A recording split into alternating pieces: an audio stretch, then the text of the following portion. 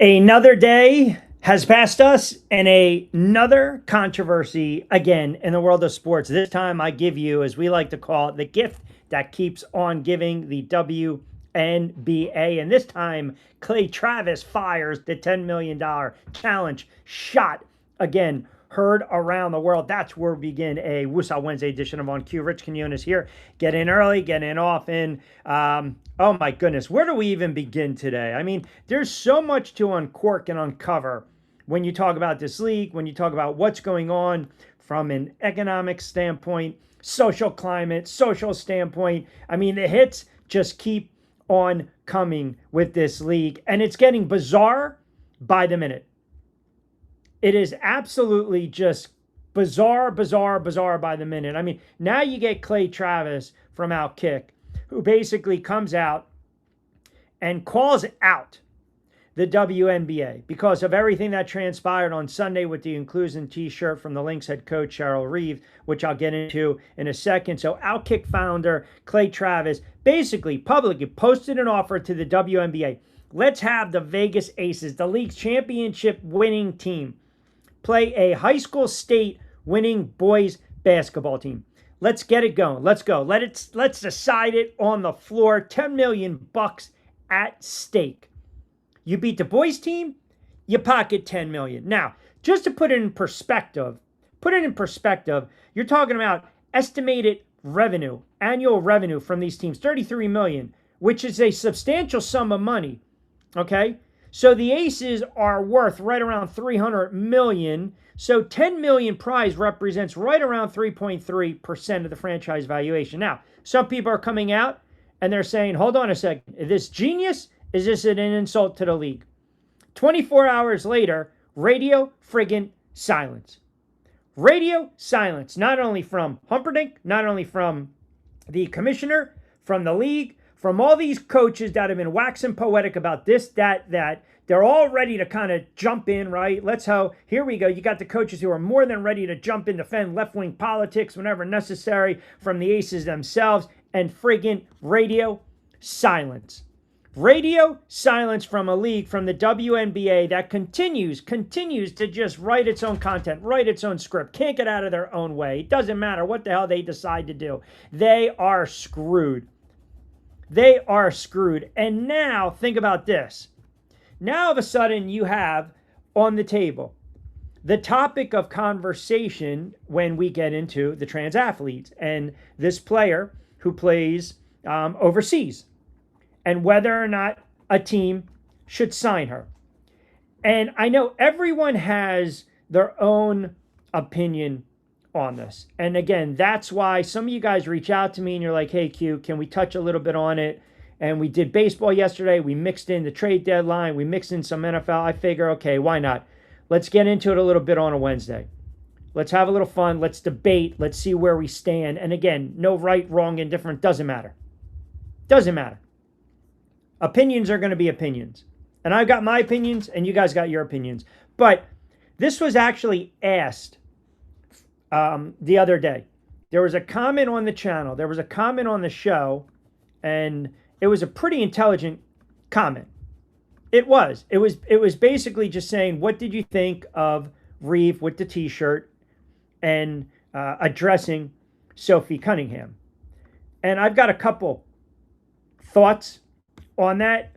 First of all, she's a bully and she's a hypocrite. She's a flat out bully and she's a hypocrite. Period. She's definitely a hypocrite. But what I think gets lost is this. What I think gets lost is this. We are in such a volatile time right now when it comes to this league and how we view this league and the perception, the narrative of this league. And everyone has an opinion. Everyone has an opinion, period. Period. And you're entitled to your opinion. You're entitled to your opinion, and if you believe in your convictions, you believe in your convictions. Who am I to tell you otherwise? I will tell you exactly where I stand on this. Okay? I'm going to tell you where I stand on this. But first, I want to address, again, this head coach on Sunday who basically is calling out a player over their personal views, which probably, if you're really being fair and objective, says more about the coach than the player. So now you've got a situation Sunday, national window, national TV, two teams that are red hot at the time prior to tip-off. One's winning 5 in a row in the Fever. One's winning 9 in a row in the Lynx. Here we go. Here's the matchup. Miles and Caitlin Clark and the Fever and Minnesota. And let's tip it up, right? So you got a coach who's coaching a female team. And I asked you, do you think it would be fair for your female team to compete against individuals born as males? So she wears her shirt, time and place to wear the shirt. Like, listen, go live your life. Go live your life. No one is sitting there saying you can't transition to X or Y. I don't care about that. No one is saying that. What you're talking about, the crux of what Sophie Cunningham was basically saying, and others have said, is in the level of competition. That's all she was saying, and it's flat out wrong, competing against the women. That is all she was trying to say.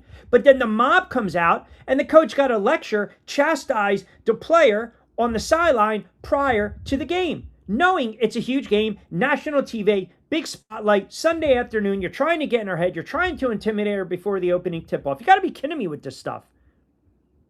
Seriously, you got to be kidding me with this crap.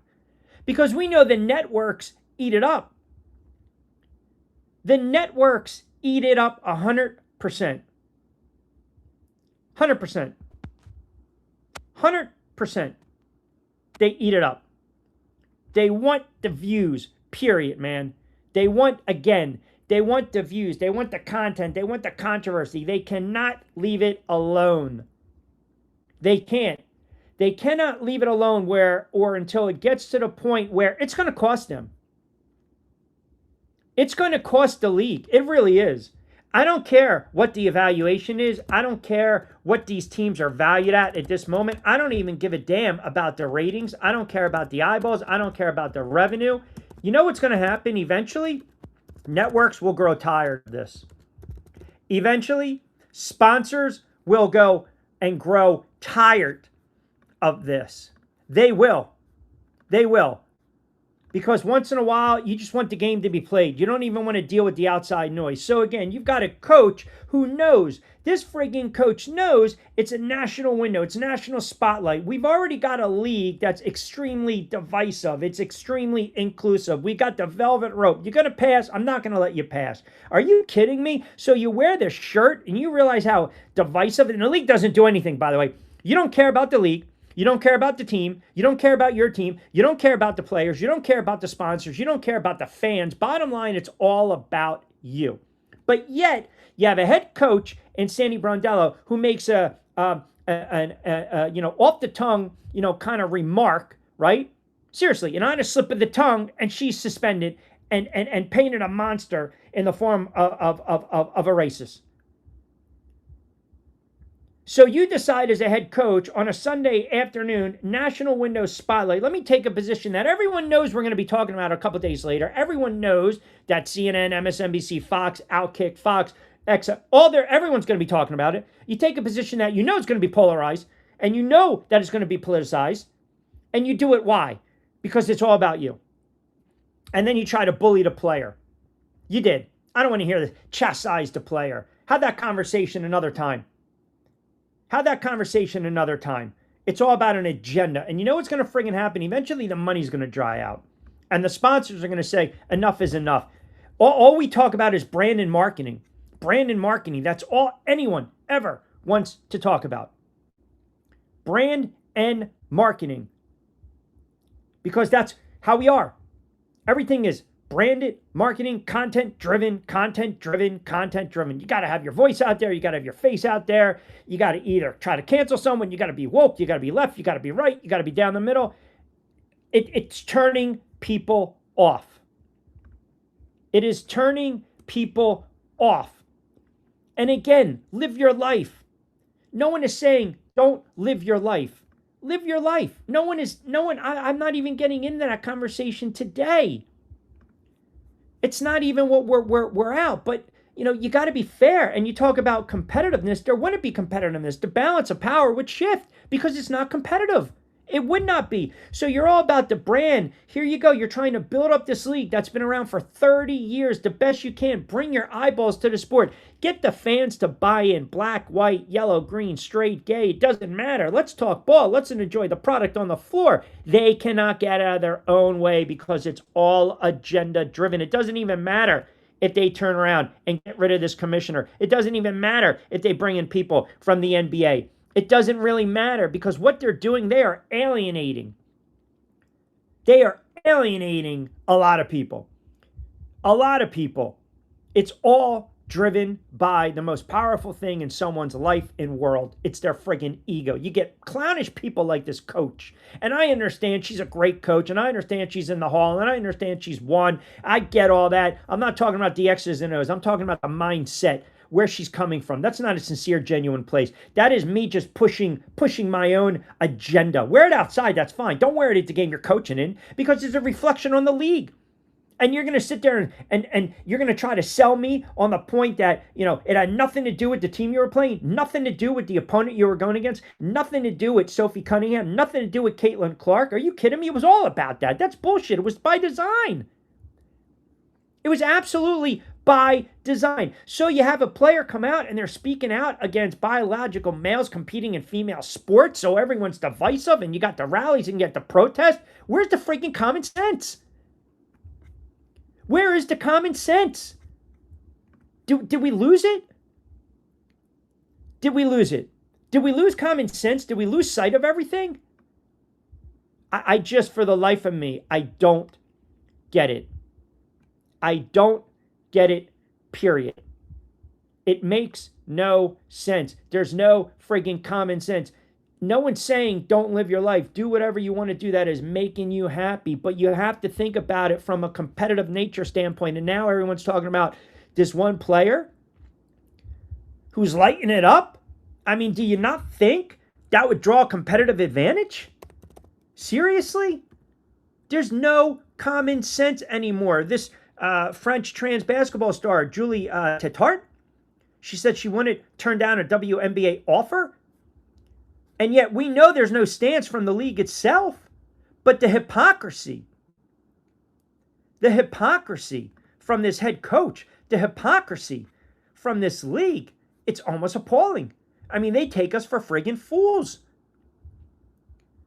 They take us for fools. You got a head coach. That's not friggin' leadership. You're a hypocrite.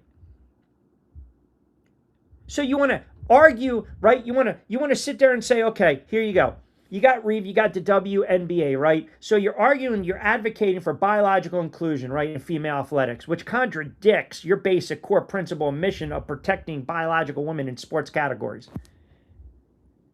And we're going to sit here and we're going to praise her because you want to talk about then create a separate league. Create a separate league. Create a separate league. Like, again, I'm not against someone who's trans. I'm not against a trans athlete. I'm not. Let me start by saying that. I told you I love everyone. Black, white, yellow, green, straight guy. I don't care, man. Let's talk. Live your life. But at what expense?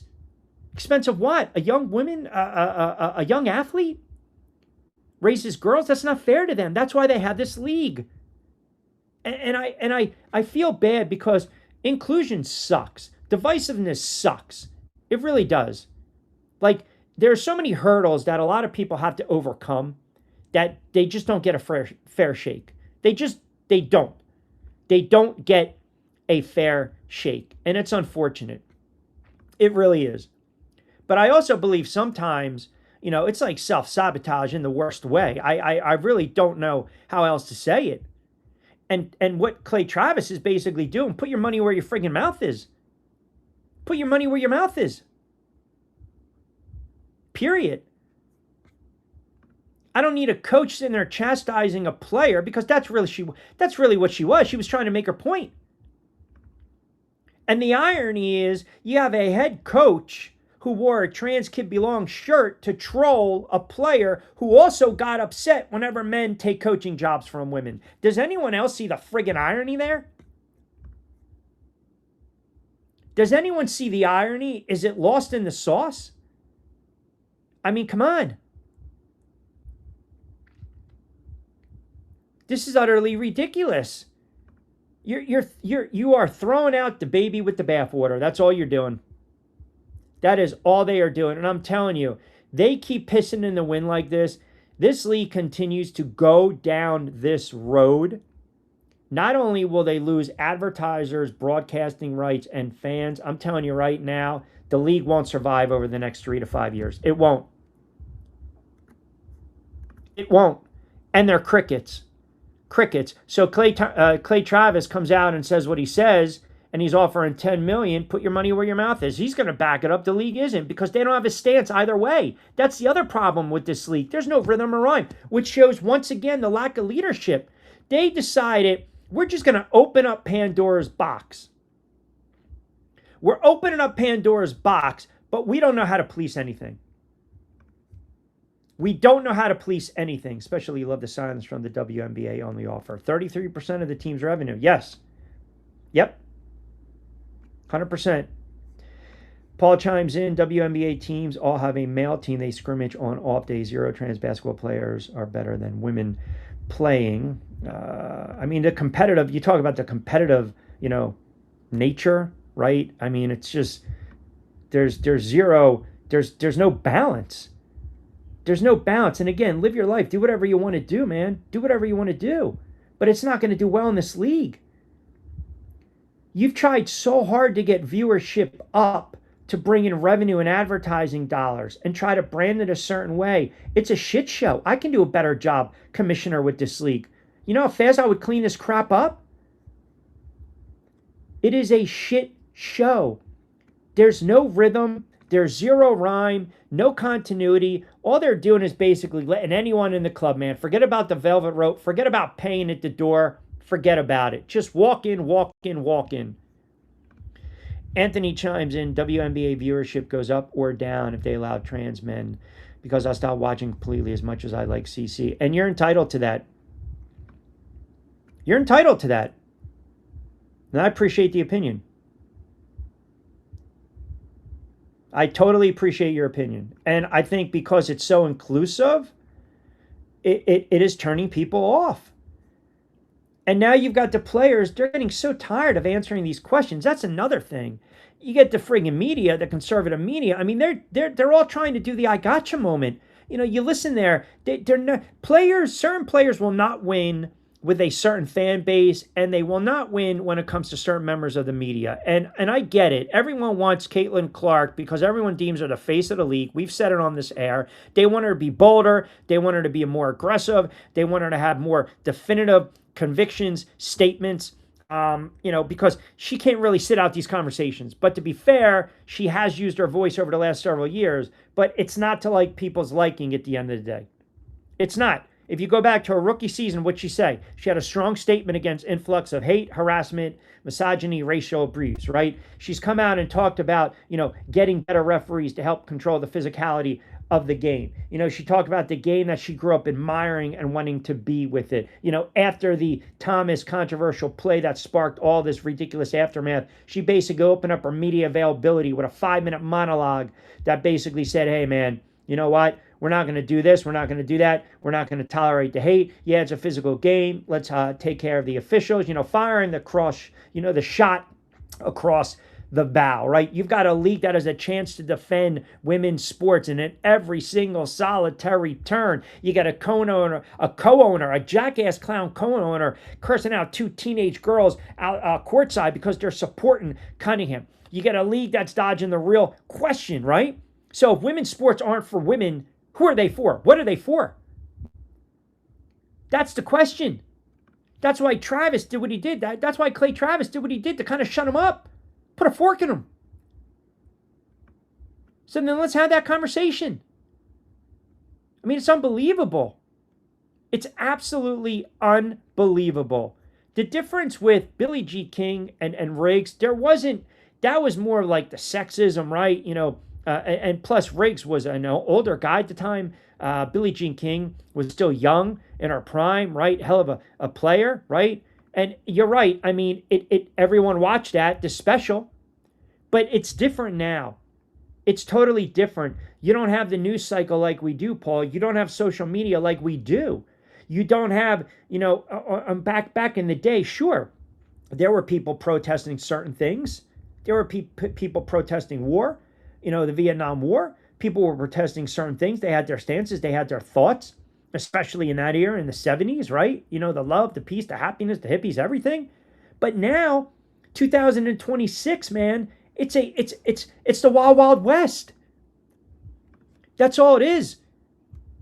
It's the Wild Wild West. So some might think, what Clay Travis is offering is an insult. I don't. I think it's genius, because now it's actually telling this league, hey, man, you know what? Put your money where your mouth is. Put up or shut up. Or enough is enough. Enough is enough. Like, what was the whole point of creating this league? What was the point? They cannot get out of their own friggin' way. They can't. They can't. And you've got some players, and one of them I think is Caitlin Clark, that maybe is uncomfortable a little bit with the fame. When she's coming out saying, you don't know me. I mean, they tried to poke, prod, everything. And she's like, I answered it. Like, I get the media's job is to ask difficult questions. But I think with this individual player and young lady and Caitlin Clark, stop expecting a different answer. It's not going to happen. Because then you get the mainstream media that's banging their head on their wall, and then what are they doing? What are they doing? They're trying to amplify all these other voices in the WNBA. They're trying to grab one player and make them the face to answer certain things. Like, you can't win. Pardon me. Rogers talks about Fauci. Cunningham spoke out about transgender athletes. Clark chooses not to weigh in. You got several different approaches, and you got one friggin' common result. What is it? It's all about friggin' harsh criticism. Harsh criticism. That's never going to go away. So again, you're damned if you do it, and you're damned if you don't. And I'm telling you, this coach, you can't wear that shirt on the sideline. You can't. And I'm so surprised the league doesn't even really comment. Cunningham's jerseys are now outselling Caitlin Clark's. What does that tell you about this Wilkinson BS? Tells you everything you need to know. Everything you need to know. Tells you everything you need to know.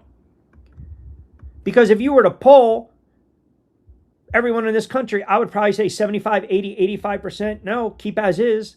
Forget about this inclusion crap. We're not going to allow it.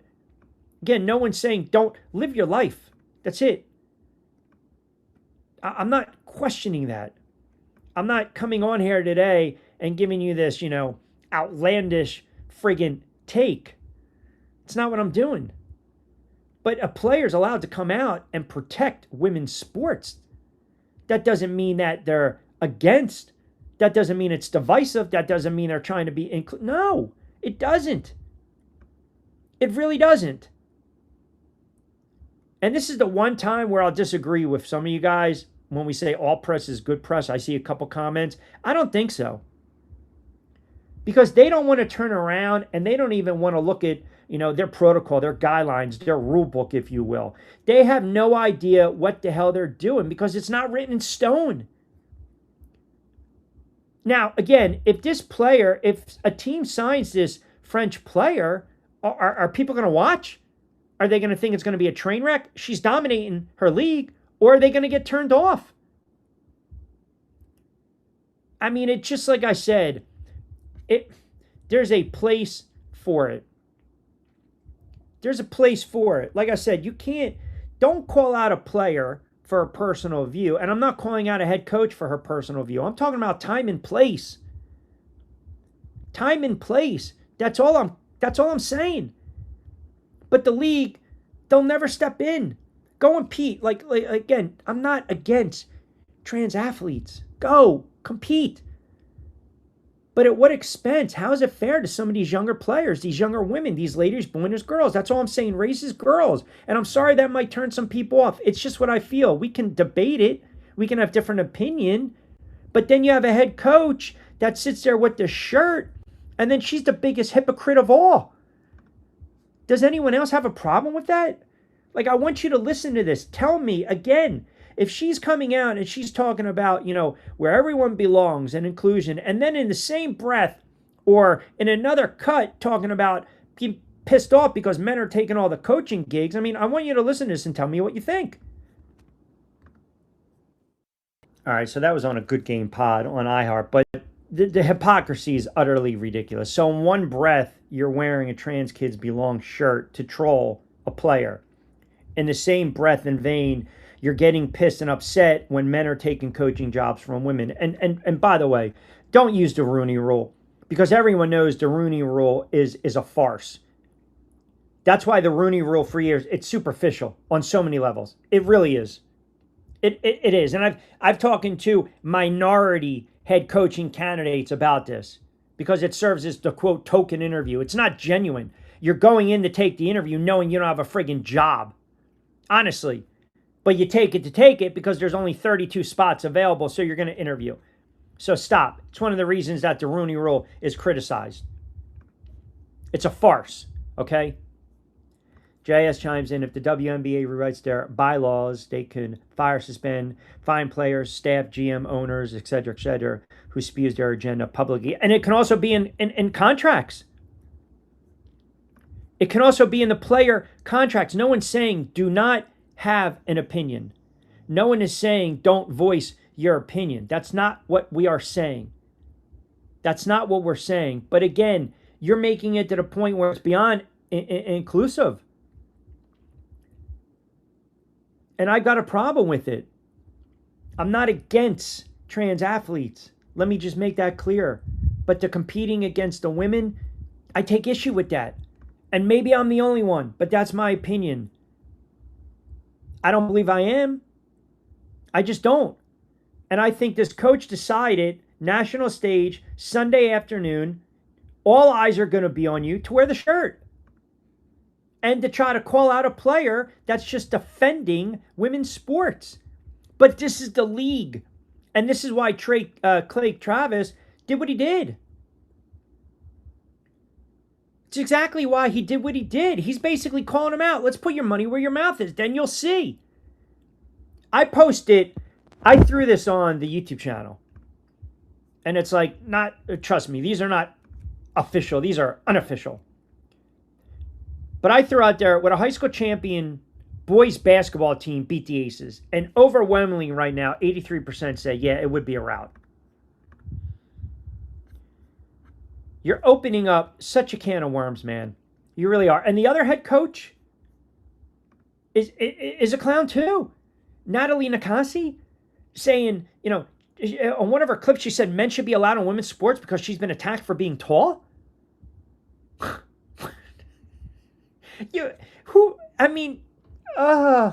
I know it's a Woosah Wednesday. I get it.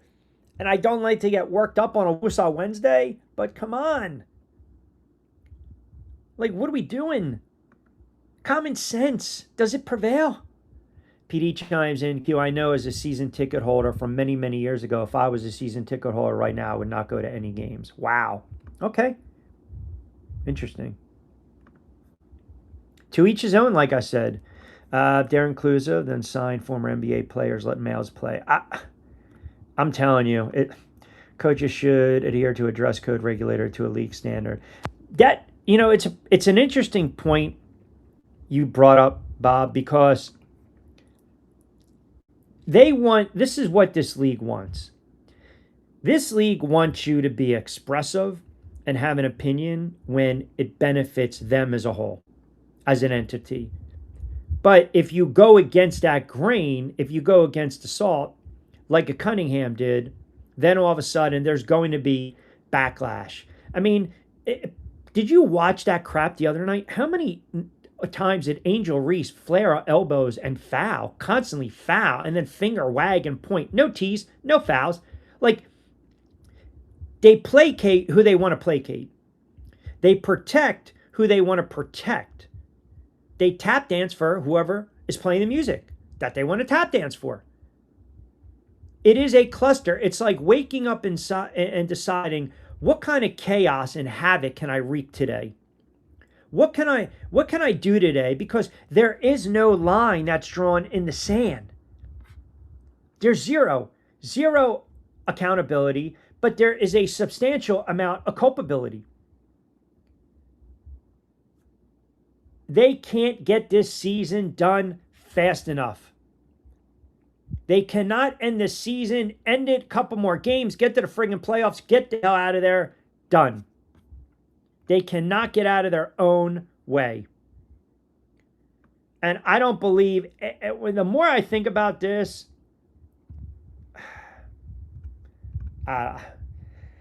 Steph White advocates for trans WNBA players, so why didn't Travis offer the $10 million to the Fever? That's a good point. Interesting. I think he was just basically saying, maybe he was looking at it as, let's get the best of the best. Hypocrisy, not irony. Yep, true. Hypocrisy. Correct. It's not even, it's getting to the point right now where you are going to have eventually advertisers pull out. Period. It's all about debate. People take debate and run. Clay is irrelevant until the statement. Listen, he's got a following. He's got an opinion. He's cultivated the contacts. He's created OutKick. He's all over the place.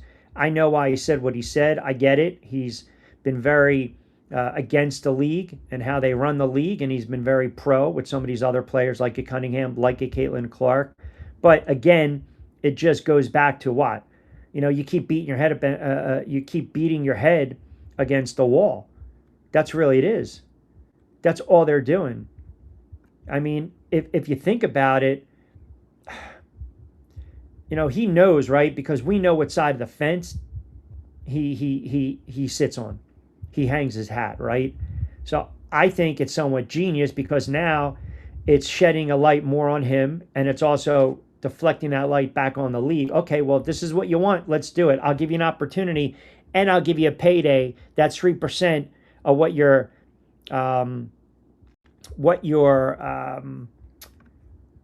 these franchisers are valued. But the head coach, I have a problem with. I have a problem with that. I do. Like I said, I mean, I feel as though you're kind of going after the wrong thing. You're going after the wrong player, if that makes sense. Like, listen, Cunningham kind of takes the high road talking about the conversation on the controversy quote. She had stories about her point of view. And then she kind of adds it, hey, nothing but love. Okay, fine. I like that, right? Because she knows she's a smart kid. They're not going to get her. They're not going to, I gotcha. They're not. But then all of a sudden now the media wants to ask the Fever head coach her thoughts. The media wants to ask Caitlin Clark. Like, when all of a sudden, why? Because we deem her the face of the league. She's got to be in the forefront for this. She has to answer.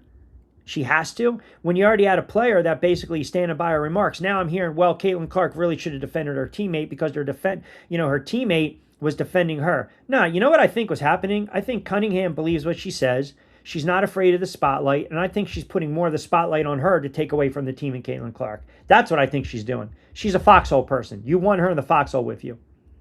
100%. Because not everyone's going to tip their toe in the waters when you're talking about this. They're not. So you have a player that decides to not take a side, saying it was not something discussed in the locker room. Just move on.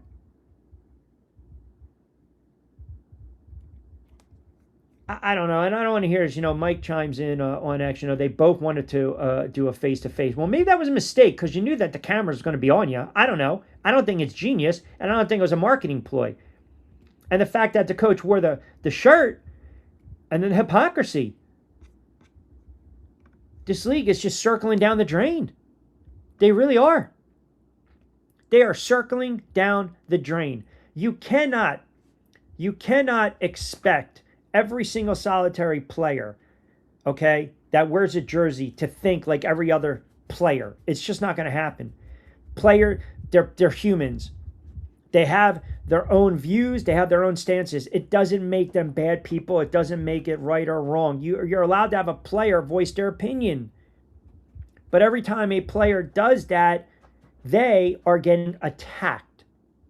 they are getting attacked. But I do believe you have to have some decorum, and I do believe there's a right way and a wrong way. And I also believe that the media does have the right to press a little bit. But there are certain players that you just realize you can poke them all you want. You're not going to give the answer. I remember when controversy was a certain quarterback for the Bears wearing Roselle in his headband. Yeah, Jimmy Mack. Yeah, correct. Caitlin stands her ground. I can't feel her irritation. I can't feel her. I admire her for cutting off reporters. No, her irritation is actually building. It is.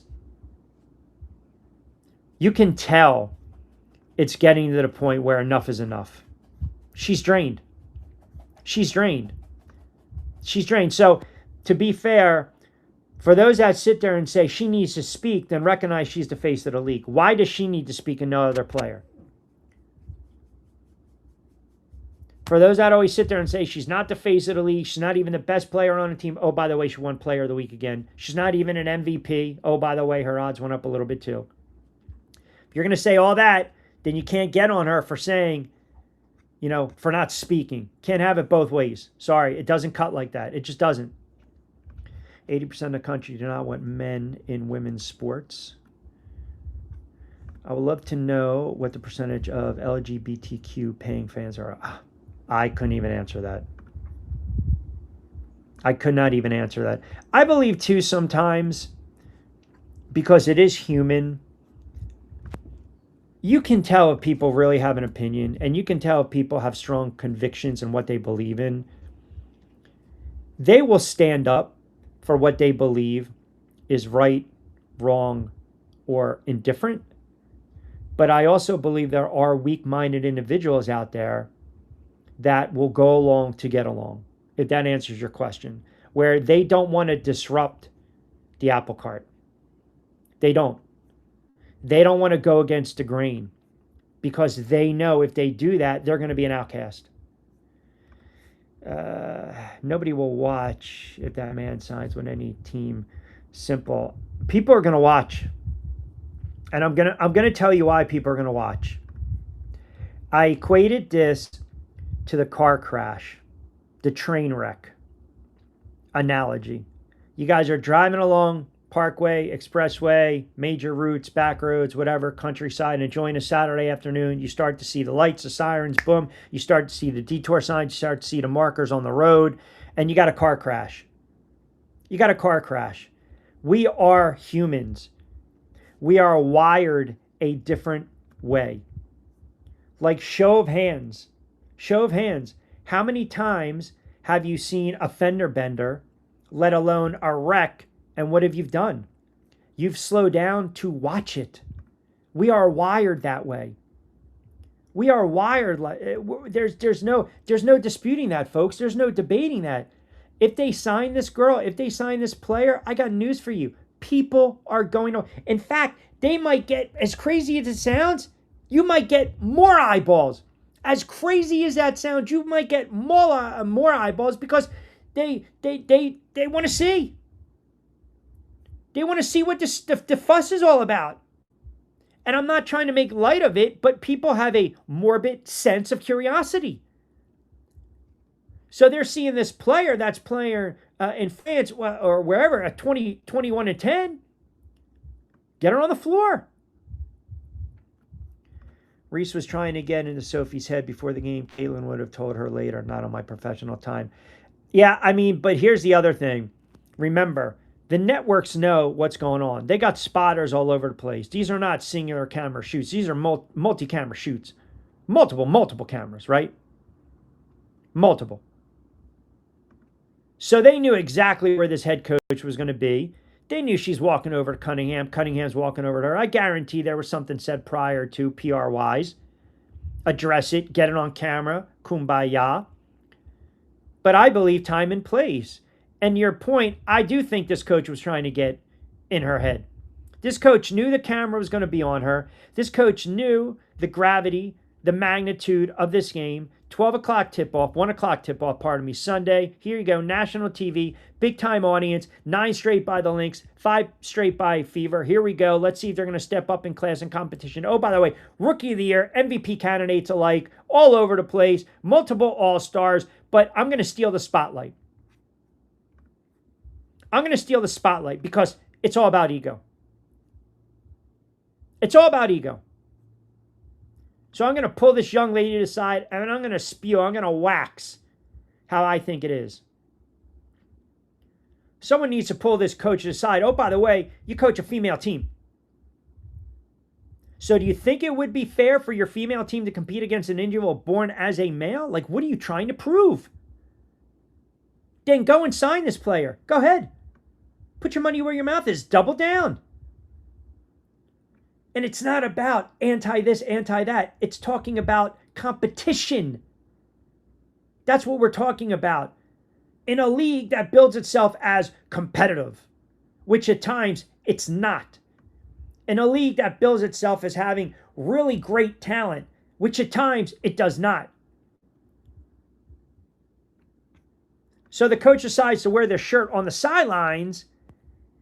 And now basically, okay, you're kind of pushing, you're stating these narratives regarding individuals in locker rooms, trans individuals in locker rooms. That becomes problematic because not everyone thinks on the same level. You guys don't think like I do. I don't think like you guys do. Maybe some of us think mildly alike, but at the end of the day, no, everyone thinks differently. You might come together for a certain cause and some ideology and maybe sit there and say, yeah, we're kind of on the same page, but we don't always, we go about our business. We go about our business. Once we wake up, we do what we do. We think a certain way. And some will never waver that opinion, and you are entitled to that. Some will stand on the mountaintop and they'll yell. And you're entitled to that.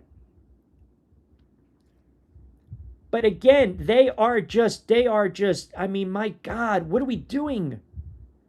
It's contradiction, hypocrisy, whatever the hell you want to call it. That's why I played that clip. My God. It just makes no sense. It makes no sense. It doesn't. And we're supposed to watch these games to enjoy the games, period. Period. To talk about what's going on the floor. I've never in my life, in 25 years of doing sports talk radio, covering leagues, covering teams, broadcasting on TV, on radio, all over the place. I've never seen a league that cannot get out of its own way fast enough. It is self-sabotage. It is the definition of self-sabotage. And I'm telling you, if they continue down this trend, if they continue down this path, this league will cease to exist within 3 to 5 years. They are alienating a lot of people, and they're alienating people that are cutting the checks. When the sponsors start to roll away and say we're done, when the broadcast deals are null and void, here we go. That's all I'm trying to say. Transition away. Go ahead. I'm talking about competing against women. That's what I'm saying. I'm sorry. There's no anti-inclusion with that. You're talking about competitive. No, not even close. Rooney Rule. Didn't help get minorities job, at least get them an interview. Which is still, again, which is still to me, it's a farce. I've said this for years. I've had this conversation with James Hasty. James Hasty, who played in the NFL for a long time. An all-pro, defensive back, Jets, Kansas City, cup of coffee with the Raiders. He came up with an idea, the CPAS, which was the Coaching Performance Assessment Tool system, which basically is try to curve the coaching performance assessment system to kind of curve fixing the NFL's hiring process. And a lot of it had to do, it's on the channel. You go back to my archives, I think it's like November 2023. It was regarding Eric Bieniemy, and he's tight with Eric Bieniemy. And I know Eric Bieniemy's going through a lot of family stuff, but just for context, a lot of people were overlooking Eric Bieniemy because he wasn't interviewing well. He wasn't interviewing well. So the argument was, okay, fine. If you're not interviewing well, not an issue. If a GM, if an owner decides to just hire the best individual for the job, then you have to live with that. It is what it is. But again, the NFL coach hiring process is flawed, because if I'm going into an interview, if I'm trying to get a job on a network and I already know prior to preconceived, I know that I'm not getting the job. It's like, okay, part of me is like, well, what the hell am I wasting your time and their time? Well, the counter argument is it's always good to just interview. But at the end of the day, it's not doing me any good because I already know I'm not getting the job. I mean, it's just ridiculous how he chimes in. Elbows have to be stopped before a star's career is ended. Listen, the refereeing, my friend, is just it's horrible, and it's okay for her to point a finger and to stand on top of a player and not get a tee. There's zero rhyme or reason to what the hell this league is doing on a daily. I mean, it justifies, right?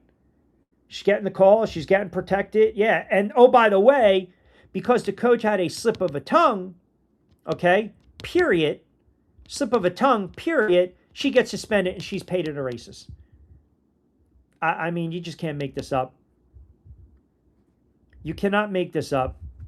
Season can't end fast enough. And it's not going to go away because no matter what, again, they are going to have these same problems.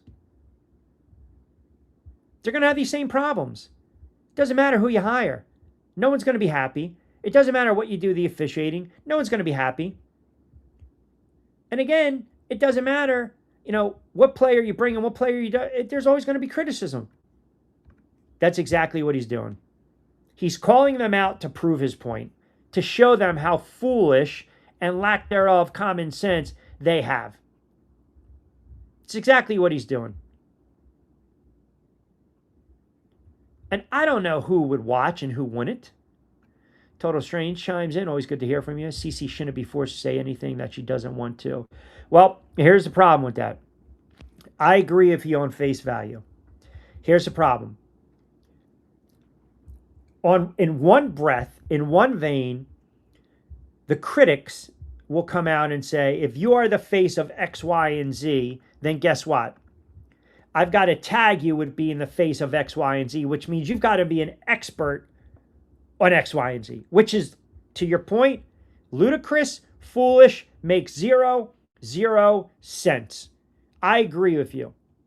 And I believe if she answered a question, you let sleeping dogs lie. I believe if she sat there and said, I think I already answered it, you move on. But this media, not media, these activists, these pacifists, they're not media. They're not credible journalists. They're not. So the league, the problem here again is the league opens up this Pandora's box. The league turned around and did what? They allow these questions to be asked because they're trying to serve two masters, and you can't do that. And if you revoke media passes, then everyone's going to start to scream what? Freedom of press, inclusive, discrimination. Why are you not counting me? Why are you not giving me my press credential? Why? Because I asked the face of the league a question. She answered it. She didn't want to bite anymore, to your point. She is in a damned if you do, damned if you don't, again, situation. Period. It just doesn't matter. It doesn't matter at this point. It really doesn't. She can answer whatever she wants to answer. And she can say whatever she wants. And it's not going to be acceptable by certain people. If she says the wrong thing, she's going to be labeled a certain way. If she doesn't say the right thing, she's going to be labeled a certain way. There's always going to be criticism. So, once again, my pushback is, if there's always criticism regarding one singular player in this league, doesn't that tell you she's the face of the league? Now, is there a responsibility? To some extent, there is. But if someone's uncomfortable having a conversation, move on. You're allowed to ask a follow-up. You press a little, and guess what? She's not going to bite. She's not going to bite, period. JD chimes in, Q, you're sounding like you're contradicting yourself because you didn't feel this way about Angel Reese. Totally different scenario, JD, on X. Totally different scenario. I said the whole thing about Angel Reese, who went on Twitter and basically had the clown emoji at the head coach and then the league. Then she just basically was not educated on the phrase. She misconstrued it. She took it out of context. She painted this woman as a racist. And then when she had her de facto little press conference, what were her comments, JD? She literally turned around and said, this is the first and only time I'm going to answer this. So even when she said what she said, she controlled the narrative. She controlled the media. And the media was not going to press her. You know why? Because they were waiting for this moment. They were waiting for a coach to slip up. They were waiting for a coach now to be painted X, Y, and Z because this is how the media, these activists, think. So they were all on her side. No one was going to follow up and press Angel Reese in that regard. You know it and I know it. So sorry, I got news for you. Your example, it's a bad one. It's a bad one. If I say something and I attack a head coach and get this head coach suspended, and basically out of nowhere, with no knowledge or education or anything to factually back it up, label and paint this coach as a racist, and then the next day, a microphone's in my face, I better have the balls and stones to sit there and say, I'll answer any question you want. She decided not to do that. That's the difference. She decided not to do that. She started to press her off by saying, I'm only going to address this once, meaning I'm done talking about it after 30 seconds. That I have a problem with. But yet you have media up here that constantly sit there and poke and prod certain players because they want them to slip up so bad. You know, what happens? Who cares at the end of the day if Caitlin Clark says, yeah, I don't support this, I don't support that. What are they going to do? Kick her out of the league? There's always going to be backlash. Always. There's always going to be criticism. Always. It does not matter. It just doesn't. But again, the problem is when this head coach basically puts the spotlight on her, it's not about what you're really trying to push or support. It's all about you and your freaking massive ego. And you're doing it against a player that you're not going to have the Idacha moment. It's just not happening. You know it and I know it. I mean, it's a circus. It is a circus. And like I said, whether you would watch or not, if they sign this player, I'm telling you right now, the ones that sit there and say, I will never watch the game again, you will watch out of morbid curiosity. You will watch. I know people that sit there, they hang their hat here, they hang their hat there. They'll listen to CNN, they'll listen to CNBC, they'll listen to MSNBC, they'll listen to Fox, and they get sucked into everything that's being spewed by these friggin' clown talking heads. And then they walk away after an hour or two, and guess what? There's a friggin' expert on politics. It doesn't work like that, man. Sorry. But a lot of people go along to get along because they're not free thinking. They're not. So the morbid curiosity is you're sitting there with your buddies, you're about to maybe bet on a game, you're at the restaurant, you're at the bar, you're sitting at home with your roommates, and all of a sudden a game comes on, and this kid, this girl is playing on this team. Morbid sense of curiosity, you're going to watch. And if you support, you support. If you're going to be a clown and you mock, you're going to be a clown and you mock. Or you're going to sit there and say, that's disgusting, that's going to be disgusting. You're going to text your friends and say, hey, do me a favor, put on Prime, put on ABC, put on ESPN, put on CBS, put on Ion, check out this WNBA game. Can you believe that they got this trans, whatever the hell this is in the league? That's how people react. That's how people react. It's a morbid sense of curiosity because you want to see, because we are wired differently. We are wired differently. I go back to what I said. Car crash, please. You can't tell me if you've seen 4 little fender benders or a car crash in your lifetime in 20, 30, 40, 50 years of driving. You didn't slow down and watch. It's just how we're wired. You'll watch for 5 minutes. Maybe you turn it off and say, enough is enough. I'm done with this. It's not my cup of tea. And you're entitled to that. You are entitled to that. That is your right. That is your right. But hypocrisy, can't take it. Of course, folks will watch. CC fans said they were boycotting this. Week later, we're bragging and claiming credit for the $2.5 million. Or as you guys call them, the Clarkies. Right? The Clarkies, I think you guys said. Cheryl Reeve is a great coach and a horrible role model. Bingo. Bingo. Great coach. Hall of Fame coach. Winning head coach. Coach of the year. Absolutely. Hall of Famer, X's and O's. But she is not a leader. She's not a leader. That's not a role model. That is doing everything that this league said years ago they don't want to do, which is be divisive, which is be inclusive. But yet, that's where they morphed into. That is the problem I have. You're wearing that shirt on the sidelines knowing all friggin' eyes are going to be on you, not the game. Why? Because we're talking about it 3 days later. And because of the 10 million challenge, which I think was friggin' genius, and it's finally going to shut some friggin' people up, the league has to answer to that, but they won't. The league doesn't answer to what they need to answer to. They'll answer to petty BS crap. Because, again, if it affects the bottom line and they know they might be losing some revenue, they're going to jump on it. I mean, this is the same league that had 2 players betting on a game, which, let's just be honest, let's just call it for what it is right now. Call it for what it is right now. That players, you can surmise, probably gamble in this league. And they don't even suspend them. It was a social media glitch. It was an honest mistake. They tried to be cute. Any other league, this commissioner would have been gone. Any other league, these players would have been suspended. You know it, and I know it. You know it, and I know it. It's a disgrace. It's a disgrace. You can be the best coach in the W, but not a leader. I'm not talking about her X's and O's. I came on 45 minutes ago and literally said she's a great coach, period. But I'm sorry, you don't wear that shirt and then basically pull the player over. It's just ridiculous. It's just, come on. So again, you're preaching what? Diversity? Being inclusive?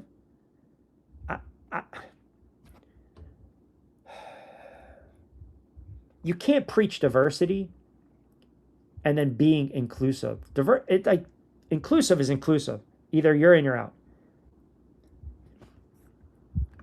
Diversity, it's another thing. I know what you're saying, like all people, groups, and things without leaving anyone out. But not with this league. It's not. That's why I get so annoyed. The word inclusive in this league, when you talk about including everyone, you're really not. Or you might be including everyone, but you're not accepting everyone. Because they don't walk like you walk. They don't talk like you talk. They don't dress the way you dress. They don't look the way you dress or look. Caitlin Clark is an outsider. Cunningham's an outsider. You know it, and I know it. Divisiveness, that's the term. Divisiveness. That's what this league does. And that's nastiness, man. That is absolutely nastiness. That's toxic. So basically, you've got a league that says, hey, kumbaya, everyone's invited, but they're not, which causes what? Bad feelings, hostility, toxic environment, and the split. That's the split. Again, I'm not talking X's and O's when it comes to this coach, because we already know her track record. What I'm saying is you took the opportunity, the same friggin' head coach wears a trans kids belong shirt, which I have no problem with, but you do it on the sidelines in a nationally televised game to try to get under the skin of a player, but then you turn around, you get pissed off when men are taking coaching jobs from winning. You are a walking contradiction. A walking contradiction. So again, when you have the athletes that speak up, they are shunned. They are shunned. I mean, Rogers going on McAfee, ESPN, by the way, and just literally ripping Fauci. And I don't care what your stance on Fauci. I don't care about that. You know, Cunningham talking about what she does. Caitlin Clark then deciding, I'm going to play Switzerland. I'm not going to weigh in. I don't have an opinion on it. And we just can't leave it be. Since when does everyone always have to have an opinion on something? There are certain things I don't have an opinion on. I'm just like, eh. And there are some things where 2 plus 2 in my world is 4. If it's 5 in your world, have at it. Go argue all day long. But I'm not going to do it with you. I'm not. I'm not going to do it with you. I'm not going to argue with you. If you believe what you believe, that's fine. I might not see it that way. That's exactly what she did. No one's saying, we can all agree, great coach, narcissist, ego, her, me. Then the other coach sitting there saying, you know what, discriminating against because she's tall. Well, I mean, Jesus, God, you cannot make this. When are they going, when's a 30 for 30? When's a 30 for 30? It's so bad. It's so bad. And by the way, it's not going to get fixed with another commissioner. That's the other reality that I was thinking of. This is your gunshot wound, and the league basically is trying to what? Put a Band-Aid on it. And it can't be done. It can't be done. And because Clay said what he said, calling him out, here we go. Yes, which was another odd non-selection. This is where we are going right now. This is what I honestly and firmly believe. The more we talk about this, analyze it, debate it, and the eyeballs, and you're really in the league watching what's unfolding and really paying attention with a trained eye. The more I watch Caitlin Clark, it's not even about her basketball talent and skill. After this season, if you gave her truth serum, she might just sit there and say, I love this game so much, but I am just so drained from this bullshit and nonsense. I maintain this. I've always maintained it. She is better off not playing in this league. And I don't want to hear well, that's not fair. No one's kicking her out of the league. No one is claiming that she doesn't belong in the league. But the reality is the league doesn't want her in this league. They don't. They just don't. I've never seen a player get beat up like this before, on the floor, off the floor. I've never seen a player who's driving so much revenue and eyeballs and branding and marketability and jerseys sold and newer fans, and yet they continue to shit and crap on her. And the media, they're not even media. They have such anger and hate in their eyes and in their heart and in their tone. It's like, what is your point? What's your end goal? What is your life's goal right here? For an I gotcha moment? I mean, if Caitlin Clark came out tomorrow and said she was against X, Y, and Z, what are the ramifications? Because she probably already gets hate mail. She probably already gets threatened. She has stalkers. She's got players in the league that don't like her. Hell, her head coach is trying to sabotage her stats and her production.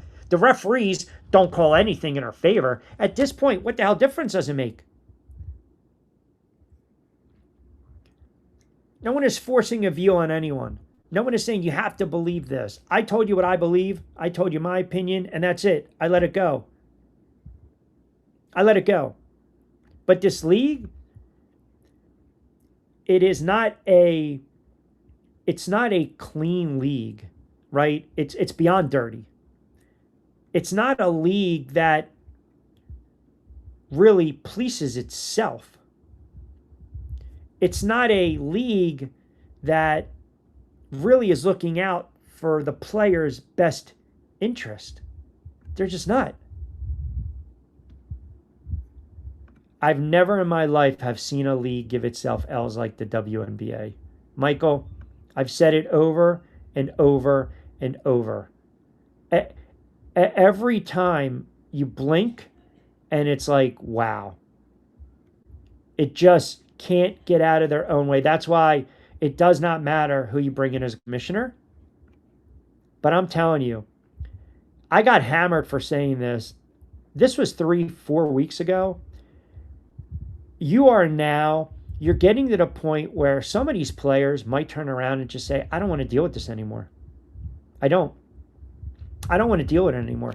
And I know you guys, you might misconstrue what I'm about to say, and I'm not doing the and play nice on the threat, guys. Everyone be respectful, please. I'm not trying to do the outlandish take here, but I'm looking at a player that's 24 years old that is mentally wearing down. That's what I'm seeing. Because there's a sediment of the population that has just decided to go after this kid and just put their thumb on her where she can't even breathe anymore. And you guys have pushed back when I've said this, and I'm not changing my tune. There will be a point during the off season, someone will get to her, someone will get in her ear and just say, it ain't worth it anymore. Overseas, start your new league, figure something out. Because this can't continue. I don't care if it's a shortened league. I don't care. After a while, it weighs on you. It's utterly ridiculous. I mean, these media clowns, take their media credentials away. Organizations have the right to do that. Hell, Youth Sports sits there and says no flash photography. If you do, you're going to get removed. We're talking friggin' Youth Sports. Act a certain way. Act accordingly. They're not journalists. They're not objective. They have zero credibility. They're out for blood. They are. They are flat out for blood when it comes to these certain players, especially Clark and now Cunningham. If I was CC, I would announce my retirement due to mental anguish, emotional distress. See what happens in the WNBA. Who was okay with her being abused and ridiculed for wanting to play basketball? It's bad, man. It's bad. And now that, a lot of you guys follow the league more, and now we see just the influx of content creators and social media, and everyone positions it a certain way because they want you to believe what they're throwing out there. It's so magnified. It's ridiculous.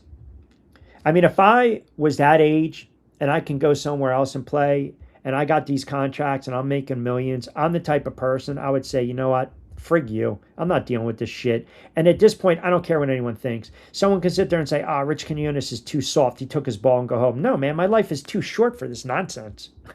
I banked enough money. I'm not going to deal with this on a daily basis. I'm really not. Should be treated like a queen overseas. I can tell you right now, there's not going to be questions about X, white, X, Y, and Z, black, white, gay, straight, trans, not. There's not going to be questions about that. They're going to give her the royalty treatment. It's just a matter of time, folks. It is just a matter of time. We're just going to be like, enough is enough. Michael Jordan was a face and never made public statements. So remember now, it took Michael Jordan a couple years, right?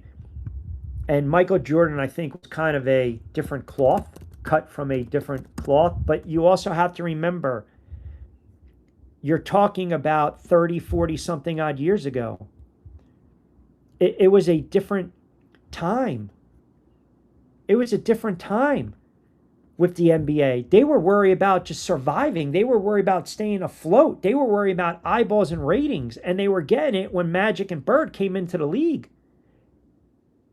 When Michael Jordan came into the league, there wasn't fanfare like there was when Caitlin Clark came from Iowa into the WNBA. You knew Michael Jordan, the coffin corner shot, right, against Georgetown, but he wasn't Air Jordan. He wasn't Mike. He wasn't his airness. He wasn't 23. He was Michael Jordan. And it took him a couple years. By that time, the league started to blossom and grow, and then boom, especially when we started winning titles. But I know what you're saying, like later in his career. But remember, Jordan retired in 2003. You're talking 23 years ago.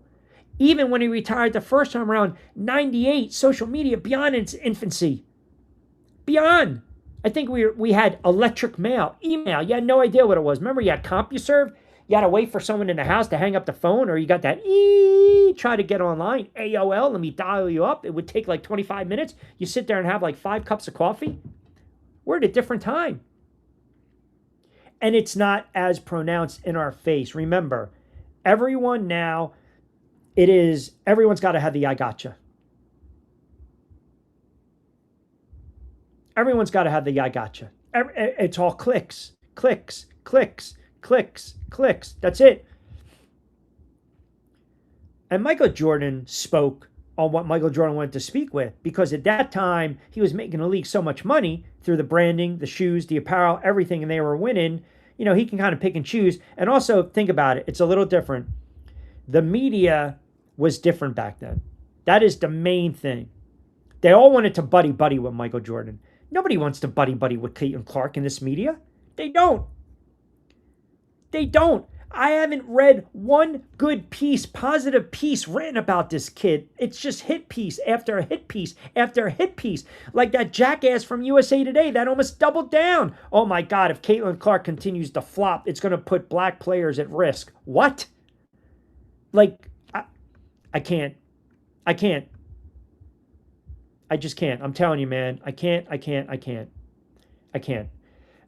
Jehovah, diatribe of ignorance and bigotry. Clay Travis is a genius only by the people who take him seriously. Listen, like them or loathe them, they're all over the place, these talking heads. And the reason, he's got the money to back it up. He's got a platform. Believe what his views. Don't like his views. Call him a bigot. Call him a racist. Whatever you want. We're entitled to like a player. We're entitled to like a member of the media. But don't paint everyone with that broad stroke, because that's exactly what Angel Reese was doing with Sandy Brodello. And I think it's genius, because he's actually going out there saying how stupid the idea is. Common friggin' sense. Common sense. He's got the voice. He's got the voice.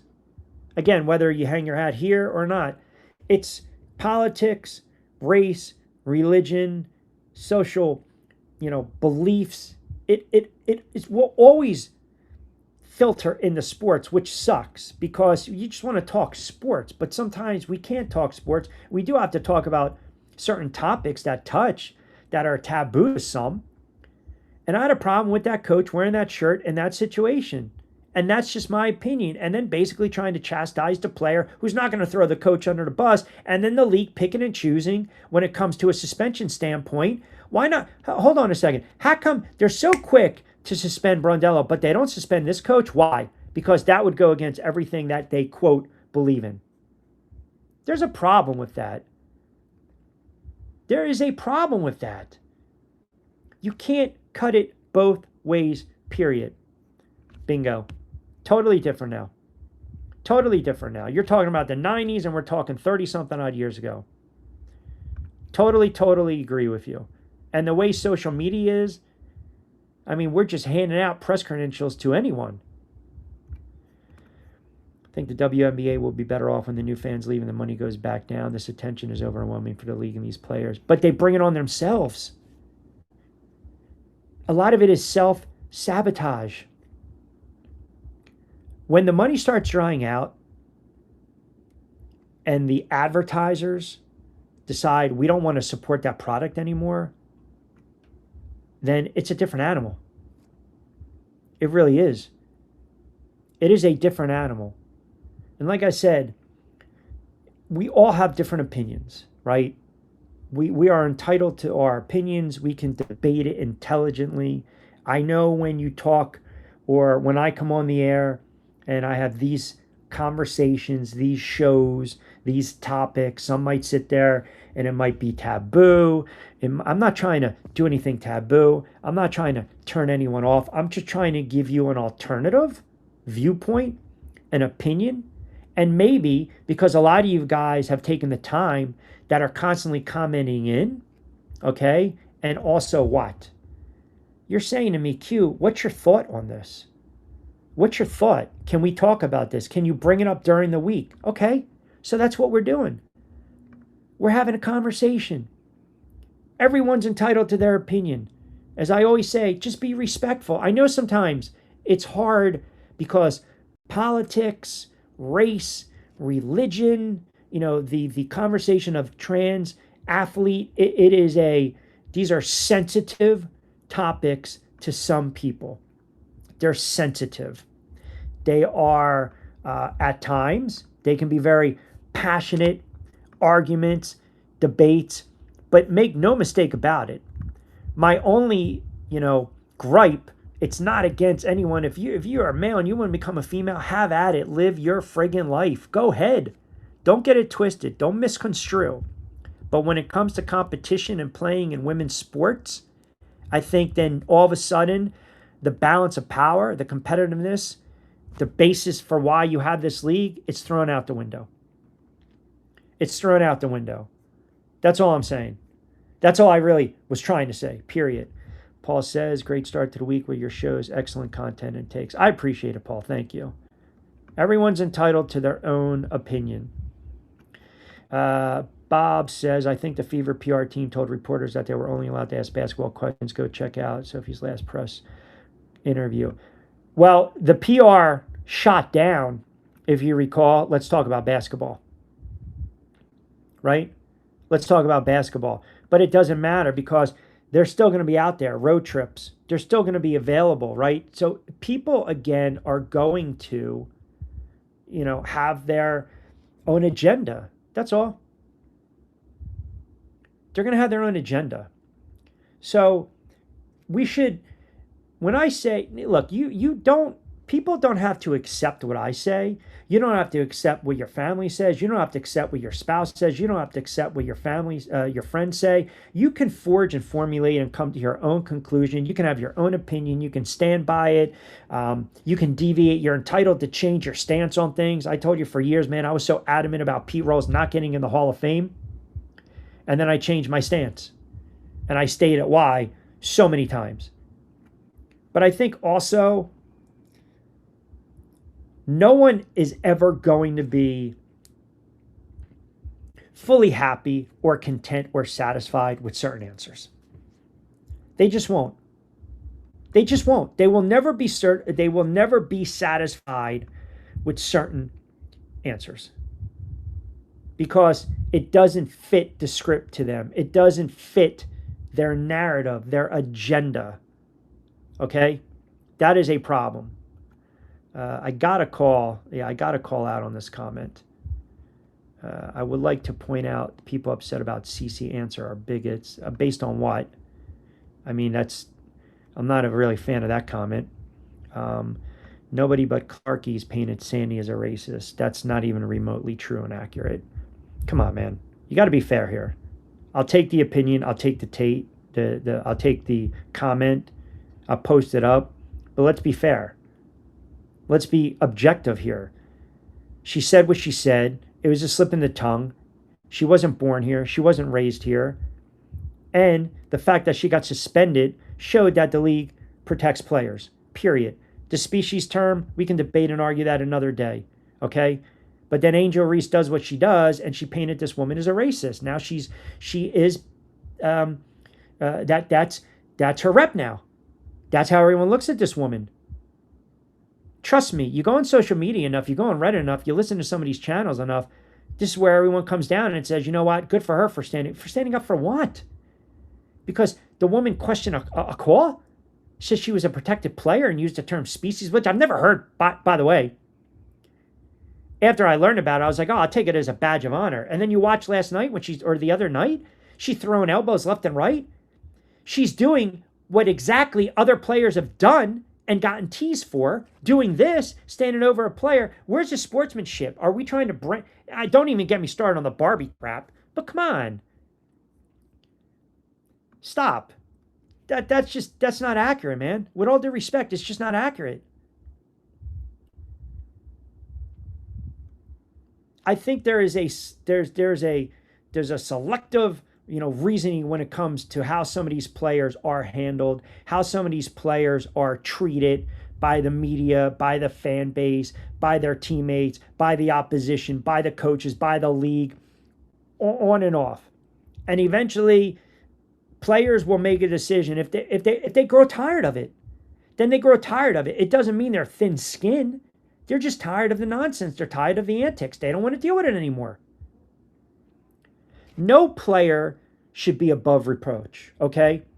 They shouldn't. We should live in a world and in a league where every player gets treated with the same respect. They're officiated the same way. But that's not reality. That's not the world we live in when we're talking about this league. Hell, in the NFL, we know quarterbacks are protected species. We know the Bradys, the Mahomes, the Mannings of the world. You can't touch them. You can't blow on them. You can't touch them. You can't. You can't even love tap them. We know that. We've gone through it already. In this league, if you're going to protect your star players, then you know what? Protect your star players. If you're not going to protect your star players, then call it across the board and make it fair. And they just haven't done that. You cannot throw elbows like that, finger wag, and not get a T when other players get a T. You can't. You can't rake a player across the face and then the player complains no foul and then tee up that player. You can't have it like that. Interesting take here. Sophie will have a hard time staying in the WNBA next season if Indiana doesn't sign her back. Because of her viewpoints. Wow. I mean, that's what I'm assuming you're saying. Because of what she thinks. Interesting. I think some of you guys are a little misguided. Just a little misguided. But that's okay.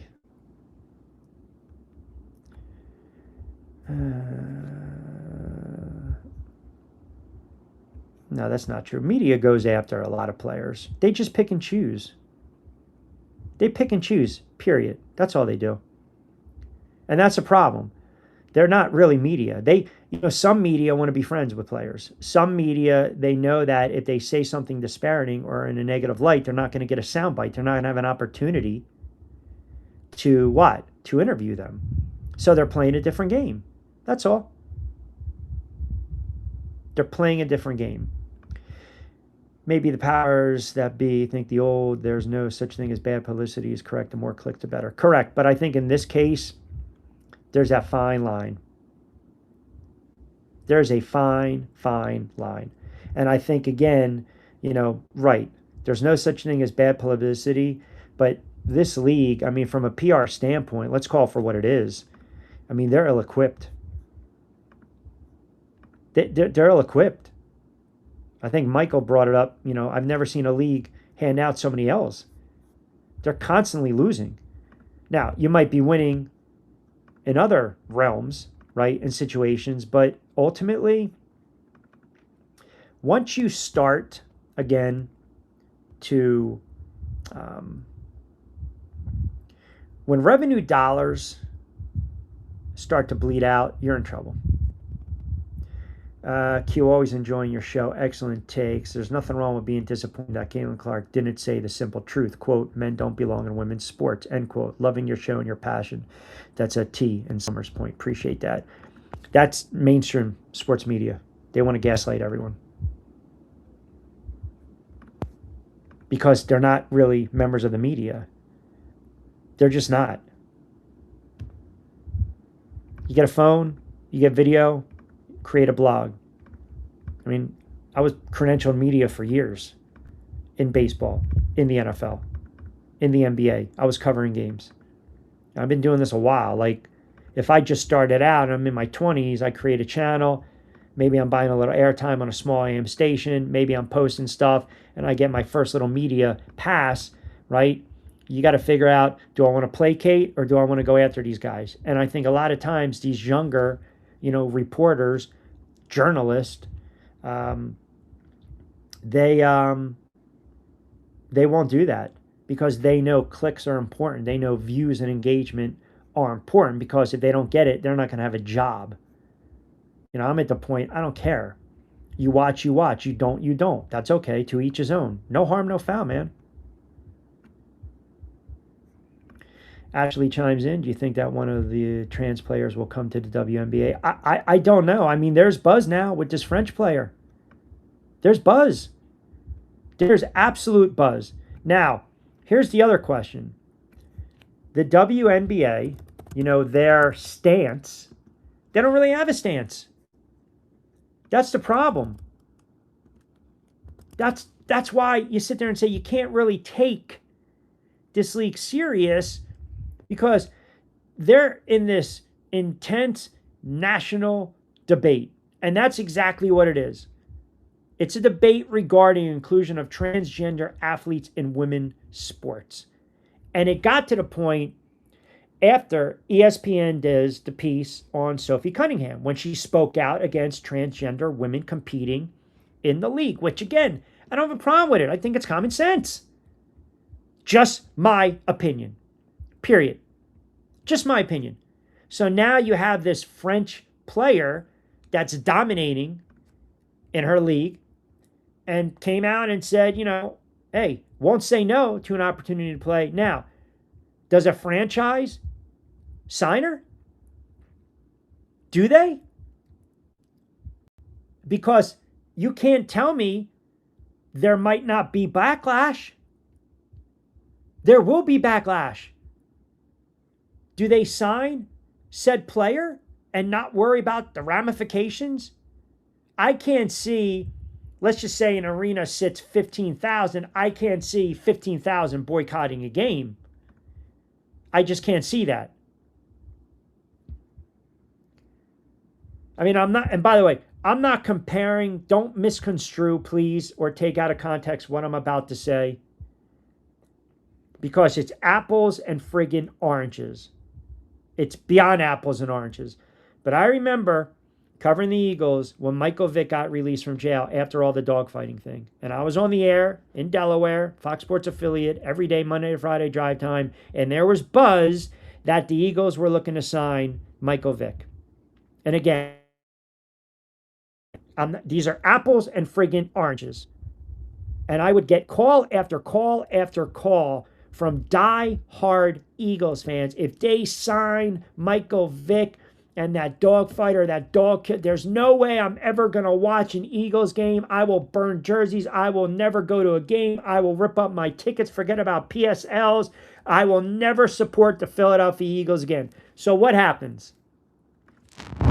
The Eagles signed Michael Vick, and it was a major story. It was a major talking point, especially in my region, because I was in the Philly market, Delaware, Tri-State Philly market. They signed him in August of 2009. Here you go. Makes his return to the NFL after serving that sentence in federal prison. And everyone turned around. And they were calling up. I was taking, in a 3-4 hour, I think I was 3 hours on the air. I was taking probably 70. I mean, it was nonstop. Phones were ringing off the hook. Nonstop taking calls. Nonstop.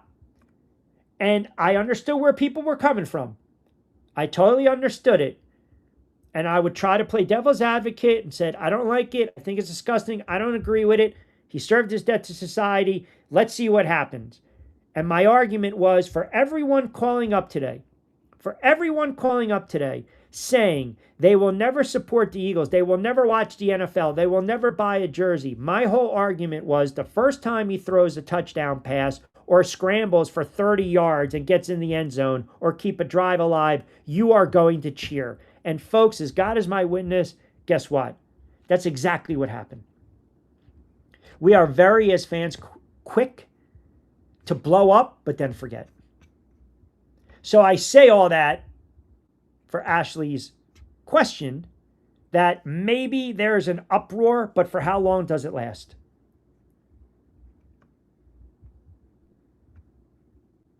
How long does it last? Oh, yeah, that's true. Can't end fast enough. You're right. Can't end fast enough. Appreciate that, Ken. But how long is that uproar going to last? That's all I'm saying. One more year, if she doesn't take up for herself, I am out. Speak up for herself or stick up for herself? Ashley, honestly, I just don't think that's who she is. I really don't. I just think that's not her personality. But the outrage for those that don't want to see this happen, is it going to last an entire season? I don't think so. Again, I go back to that train wreck, that car crash. People are going to watch. People are going to watch. I just think the league, man, it's sad when you think about it. When you have something so good and pure and wholesome and talented, and yet you want to kind of drive it out. You want to run it out. That's an issue. And I guarantee it's waiting on this kid. I guarantee it's weighing on this kid, and I guarantee it's weighing on her family. Like, it's just, it's when someone or an entity, like we've worked in jobs where maybe the boss didn't like you. I mean, hell, I couldn't tell you how many program directors. I mean, one program director couldn't stand me. I mean, they were trying every possible way to get me off the air, and it never worked. Every possible way to get me off the air. I was driving revenue, ratings, drive time. They just could not stand me. I was under contract. They knew if they broke the contract, they were in trouble. But every day I had to go in there, and I almost felt like I had to walk on eggshells.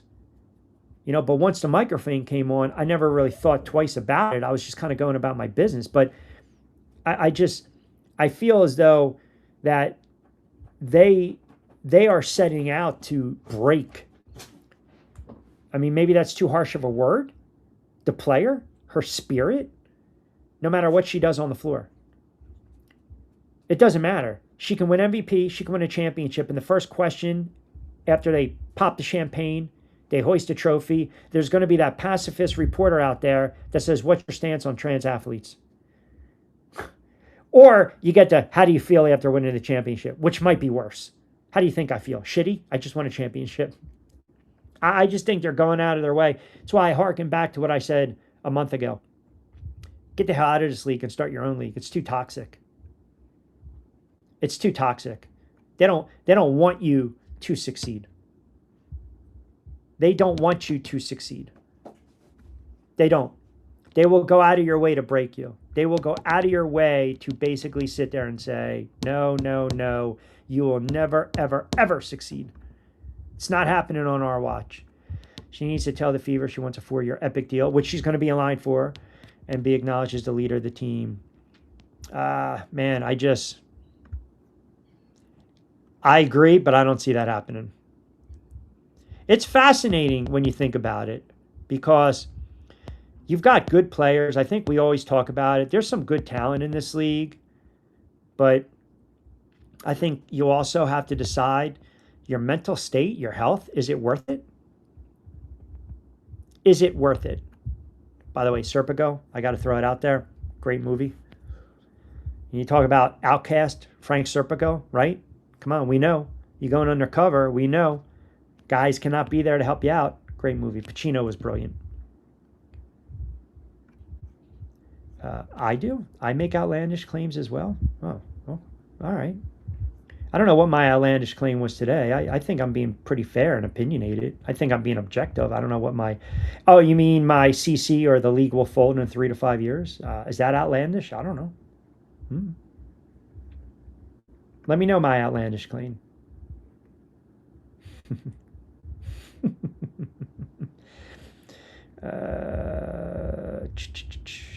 CBA, they're going to have to probably fine-tune that CBA as well, which they just fought so hard to get.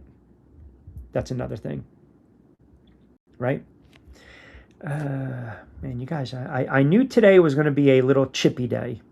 I knew when I came on, comments already, but a couple guys hit me up and they said, talk about it. And we're just talking about it. That's all. League's got some issues. You can talk about the revenue. You can talk about the ratings all you want. But they have issues that, look, this is a landmark deal. It'll run for several more years. The cap goes up to $7 million. You got 20% gross revenue sharing. The salaries are going up. I mean, this CBA, the jump is exponential, man. It's exponential. But again, if you go back, if you are a Caitlin Clark, and like I said, you are going to be in line for that epic deal. You really are. But they still got to figure out what they're doing with this roster as a whole, right? I mean, again, that's another... See, the cool thing with this is it's a new feature on the CBA. It's giving you an opportunity to fast track your earnings. Like, forget about hitting your quotas or your bonuses. Here we go. Fast track. Which is great.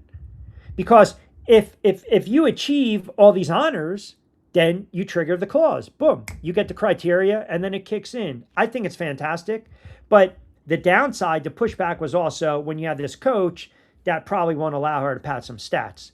But again, story for another day. Story for another day. First Lady in Delaware chimes in. Q, really sound points on this head coach. I thought she took the spotlight away from every player that day. I thought so too. And the fact that she wore the shirt, right, and the league hasn't said anything about it, national TV, and then pulling Sophie Cunningham to the side, kind of says all you need to know. Jody in Philly chimes in. Q, you and outlandish claims? Come on. Yeah, I don't, it's what they're saying. I don't know. If they want to back it up, that's not a problem. What do we got here? Humans are humans. Humans are humans. Humans are wired differently. Humans are species. Thank you, Mark. WNBA, it's too far gone. There's no straightening it out. Inmates running the asylum. That's because of the warden. The league will change. Money will change. Kathy will be the catalyst. Well, think about this. I believe this is not a wild claim. My opinion. I believe after this season, she's done. I believe she's done after this season. It's one of the reasons she hasn't really mentioned what's going to happen after her contract's up. Her contract expires at the end of the season. So this might be a thank you for what you've meant to the league. We're going to go in a different direction. Or she might also realize she's under such media scrutiny that it just for her might not be worth it anymore. Might not be worth it. If you're going to fight, kick, scratch, and claw to keep your job, your actions speak louder than words. And she's basically the antithesis of that, right? Because what are her actions? There aren't any. If someone was really going to sit there and defend themselves and defend the job that they've done, they're going to come out and they're going to say it. Or they're going to take action where action is needed, meaning suspend the players that deserve to get suspended, not suspend a head coach for a two-word phrase, pull players to the side and say the nonsense is going to stop, hold the officiating accountable, don't dodge radio interviews. Her actions are telling you right now she's basically mentally checked out. Her actions tell me she's on her way out. Her actions, or lack thereof, also tell me that I don't believe the NBA or the powers that be will give her a contract extension. Now, she's got bullets in the chamber, don't get me wrong. I mean, she does have some pros, but this league has taken too much of a hit PR-wise, media-wise. It's a free-for-all. It is. It is like watching that train wreck. It's like watching that small little forest fire engulf the woods in flames. Something drastically has to be done. And that basically means going in a different direction. Period.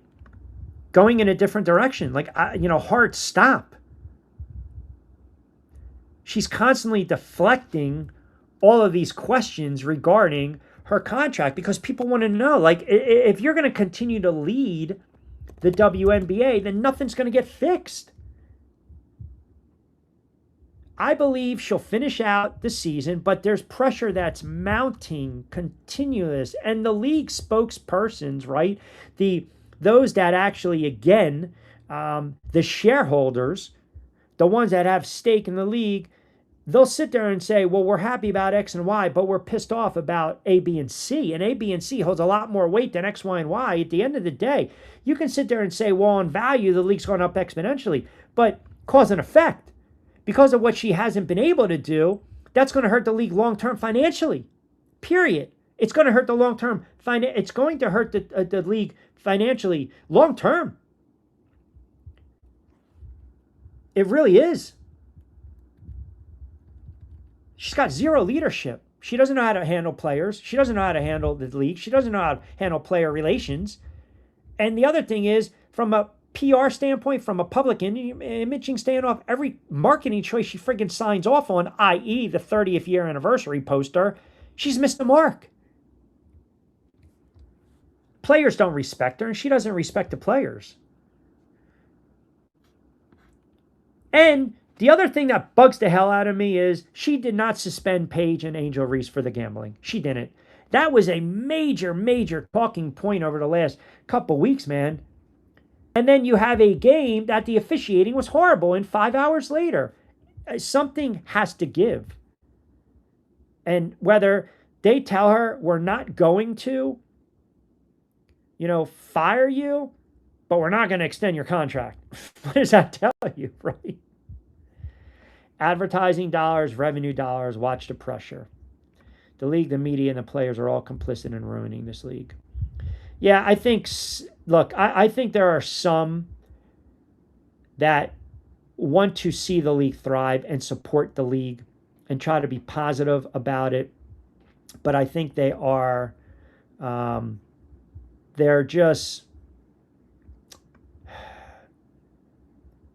afraid of the pushback, period.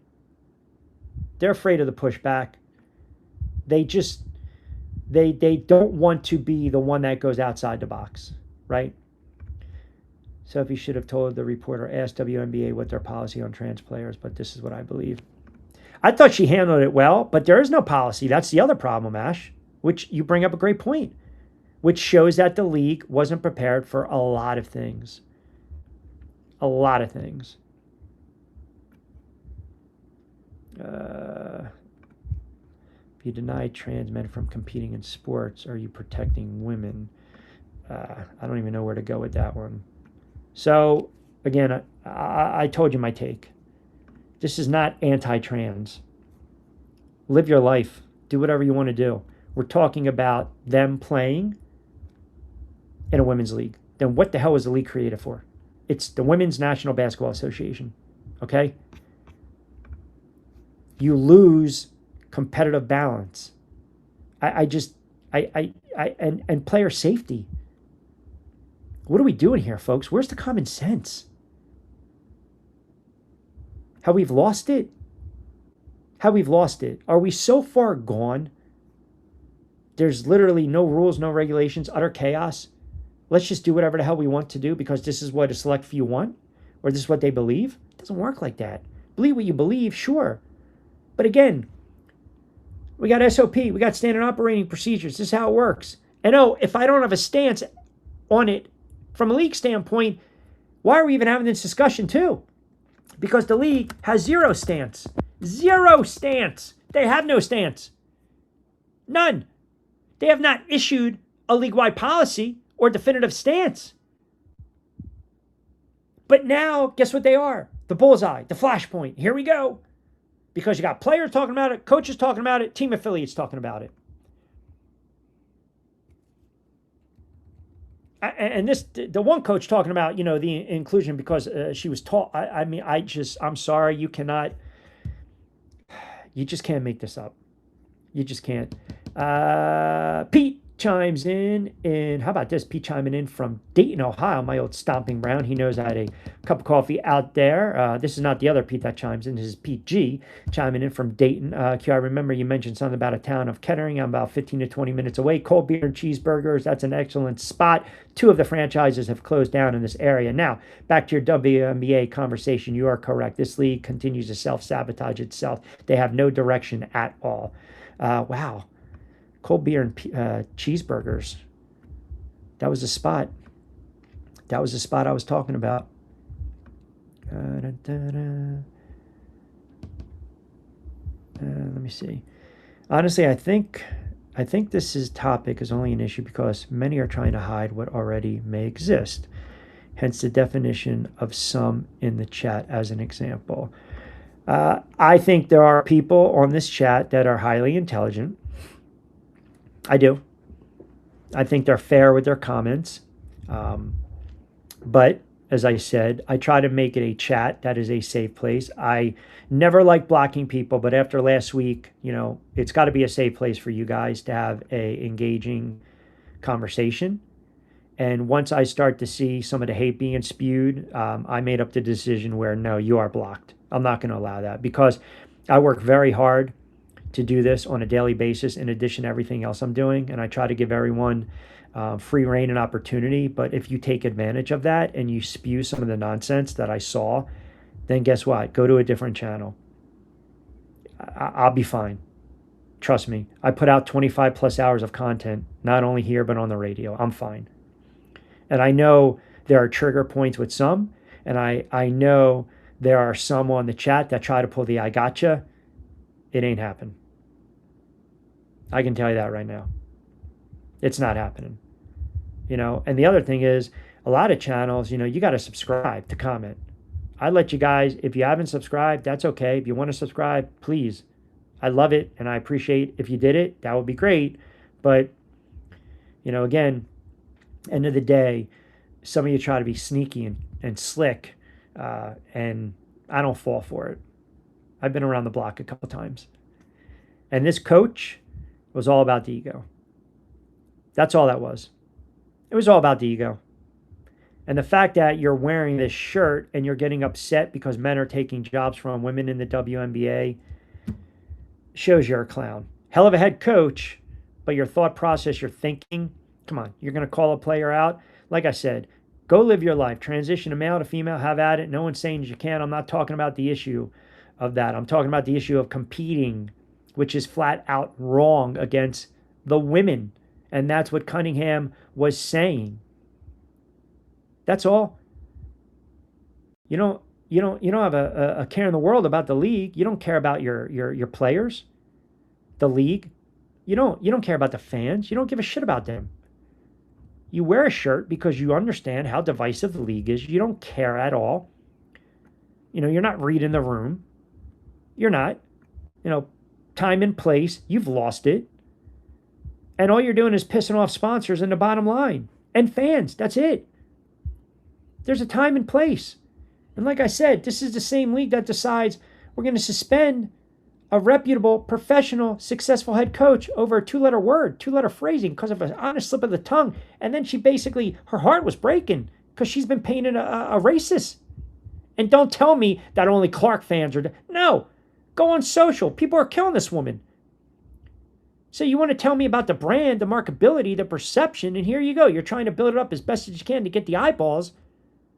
So fans can all buy in. Black, white, yellow, green, straight, gay, doesn't matter. Let's go out and have some fun. Let's watch a little ball. Let's talk about the game. And no, you decide to be selfish, wear the shirt, and it's all about ego. Narcissist, vain, me. That's it. That's all it is. Why? Because a player took a stance that doesn't allow with your viewpoint, that doesn't align with how you think. This is the league in a nutshell, in a microcosm.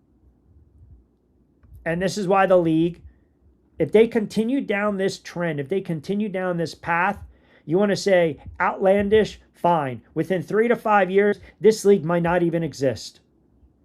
Because eventually, those that cut the checks, those that sit there and say, we are going to produce and air your games, they're going to decide they're not doing it anymore. The sponsors are going to start to pull out.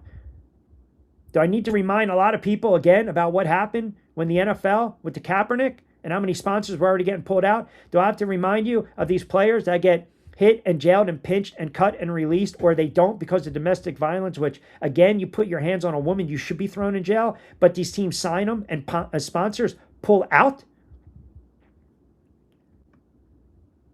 The Vic situation, I think it's a great example. You're still going to watch, but there were sponsors that pulled out, but they decided they're going to take the hit. And then eventually it was all forgotten. I don't believe that's going to be the case with this league because it's constantly shooting themselves in the foot. It's constantly divisive. It's constantly self-sabotage. And anyone can see right through it. Anyone that has common sense. You don't have to be book smart to see what the hell's going on here. You don't. You really don't. And again, I don't care. Black, white, yellow, green, but I don't care. Straight gay, I don't care. We're talking about, again, competition. That's where we're going with this. Competition. Sets a bad precedent, period. It really does. Everything else is smoke and mirrors. Everything else is smoke and mirrors. And I still stand by this. I'll tell you this. If this continues again with Caitlin Clark, and she continues to get this treatment and have to deal with this on a nightly friggin' basis from these pacifist activists, she is going to turn around and say, the hell with this league, and then come talk to me. Let me know where this league is from a rating standpoint, from a jersey sales standpoint, from a merchandise, from a branding standpoint. All these impressions on social, hundreds of millions from this Fever team alone and Caitlin Clark. That all goes out the window. All the advertising goes out the window. Keep playing with fire, WNBA. Go ahead. Keep doing it. And see what the hell happens. Because that's all you're doing. That's all you're doing right now. That's it. And the best thing forward, the best thing, and it doesn't really matter because, again, this kid's going to be shit on no matter what, is that you got tomorrow night, and you know the announcers are not going to address certain things. You know this. And oh, by the way, I put up the updated odds. Wilson right now is still the heavy favorite. Clark all of a sudden plus 1,000, Buckets at 800, and then Miles at plus 900. So the best thing this league can do is tomorrow night. Seriously, it's tomorrow night.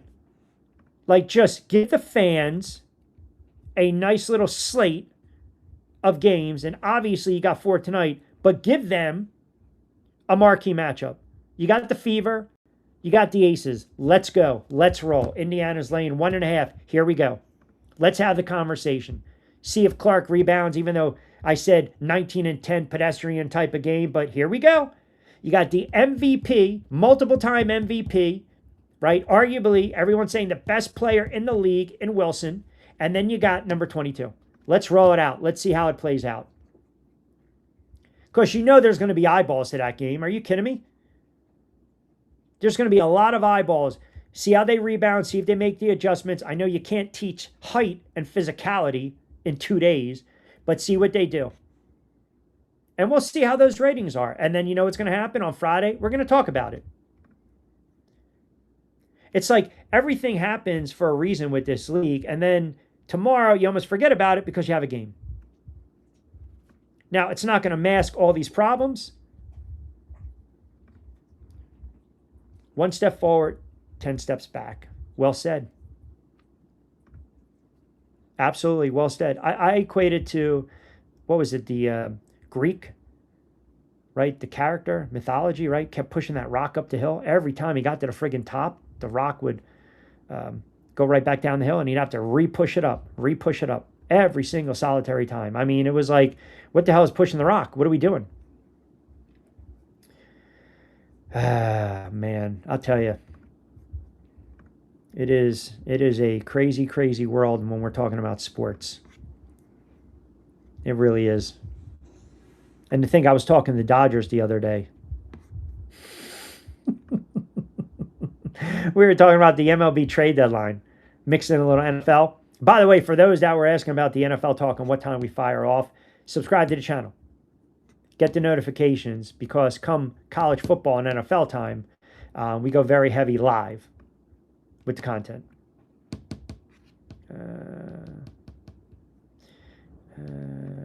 You must be under the impression that these players and coaches give a damn about their league run. They don't. They would take less money to have it go back to how it was. Nobody cares about ratings.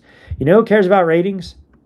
The advertisers, because that affects the bottom line. Ratings drive everything, especially when we're talking about broadcasting. Ratings attract eyeballs, which attract sponsors, which attract revenue dollars, advertising dollars. I don't believe a lot of these players care about the league. I will agree with you.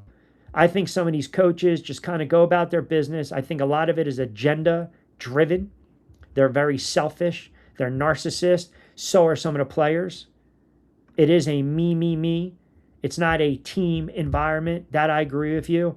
But I'll also say this. Once you start to lose those eyeballs, it totally affects revenue, because sponsors are least likely to spend their marketing dollars on a product that doesn't care about itself.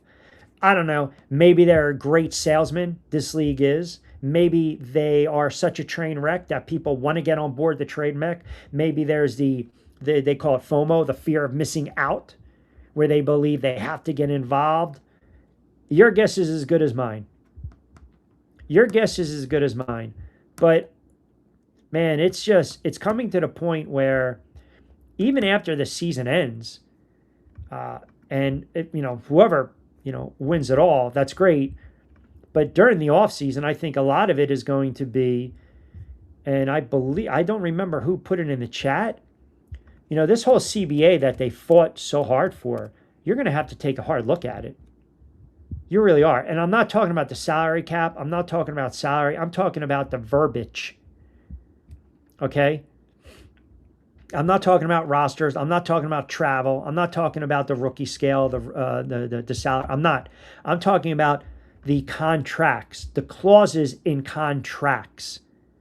Because I believe if you start to put in certain moral clauses, then you might see players act accordingly.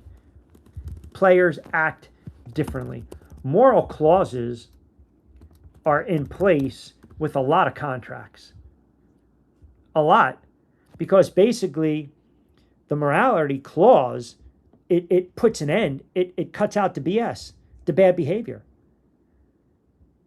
So in this type of league, even though, again, you've got the CBA, collective bargaining agreement, to protect the players, it should allow, in this case, the entity, the league, to fire, or basically we're suspending a player, conduct detrimental, and then we're going to release them, contract be damned, or we're going to pay them out if they do certain things that affect the image of the league in a negative way. Because it's all about protecting the brand. I mean, I know as a broadcaster, I've had to sign clauses in contracts where, depending upon what state you're working in, at will, where an entity can turn around and they can get rid of you. Now it's different because for years I also did gig work as a talent fee and as a broadcaster. And gig work, there's this fine line. They went over this years ago, especially in certain states like Delaware, PA, Jersey, New York. What defines you is 1099. Well, I got news for you. You want me to sign a morality clause to go on the air and say I'm doing a revenue share and I'm getting paid a talent fee, but you're treating me as a contractor? Well, guess what?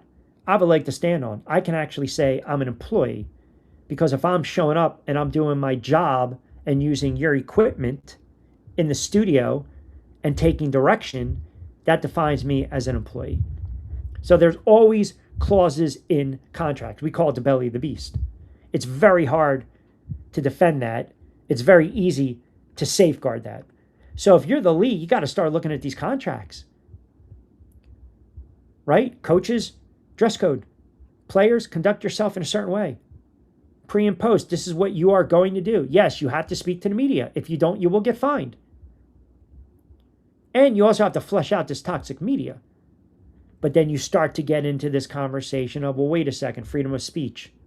You're going to revoke my pass because I'm asking questions that maybe others won't ask? Well, maybe certain media, you put SS on there because they're a shit stir. We know who they are. But I believe this league, after the season, you are going to have to look at these contracts and figure out a way to invoke certain clauses in these contracts. You're going to have to. If you don't, never good. Never good. All right.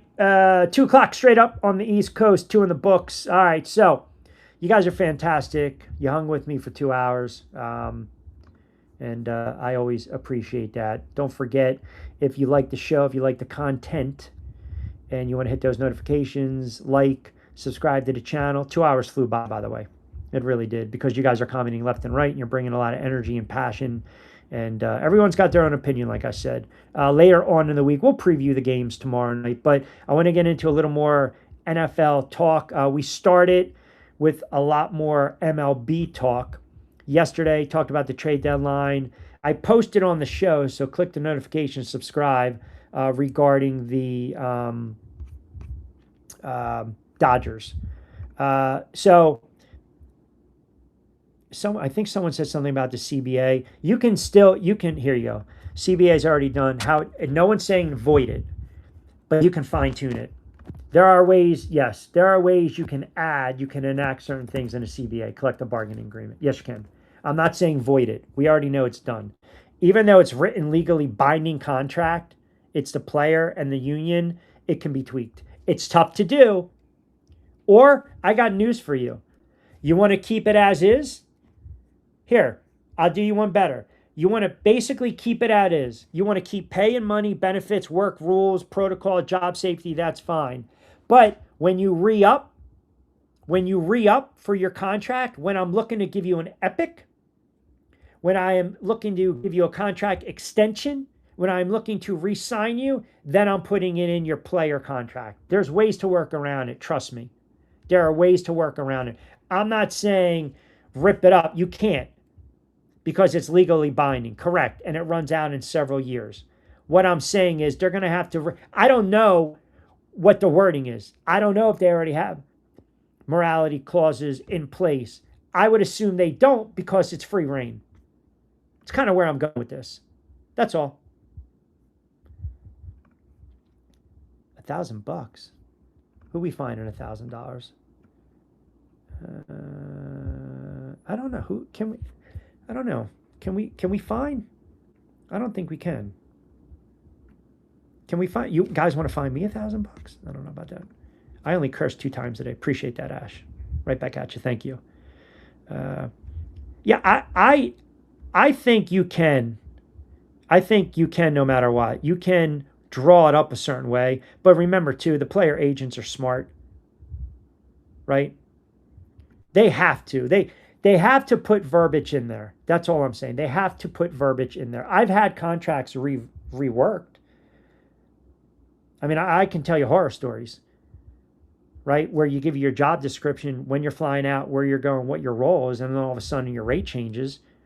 Or you can't film something, post something, talk about it, certain conflict of interest where I said no to the job. I just didn't cash grab it. I just didn't do that. So, yes, if you understand the reason they fought so hard for this, because it's a 7-year deal.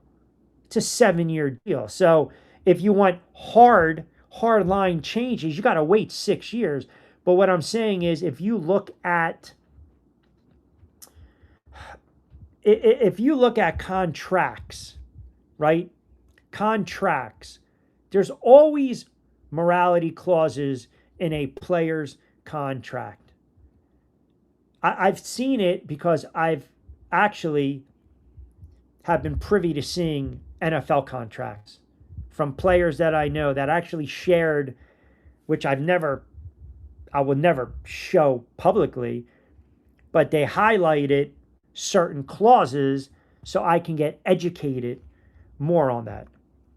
But yeah, I think it's like a 500 sheet clause. I mean, or CBA. And it's funny too, because they actually have a section in there, section 5 for gambling, but go figure. But agents are there to protect the player and get the most money for the player. But I would definitely look into that. CBA has to meet certain conditions. It can be negotiated. Yes, correct. Because you can't have the inmates running the asylum like this. You can't. And by the way, that goes to the coaches too, and adhering to a dress code. It does. It really does. Average fine. Wow. $1,000? That's laughable, is it not? I mean, there's leagues. I can tell you this. There's lower tier leagues in this country. There's leagues under the G League. Forget about the leagues that I've called overseas. There's other leagues that they fine a team $500 if they don't come with a full roster. And this league fines you $1,000? Ah, what a joke. PR loyals can be expensive to clean up messes. Yeah, they can, but you know what? It's why they're in business. You got to fire this whole PR staff. The media team, they're horrible. They're horrible. They're looking out for this woman's best interest. Yeah, 406. Grievance, arbitration, anti-drug, team rules, negotiation of player contracts.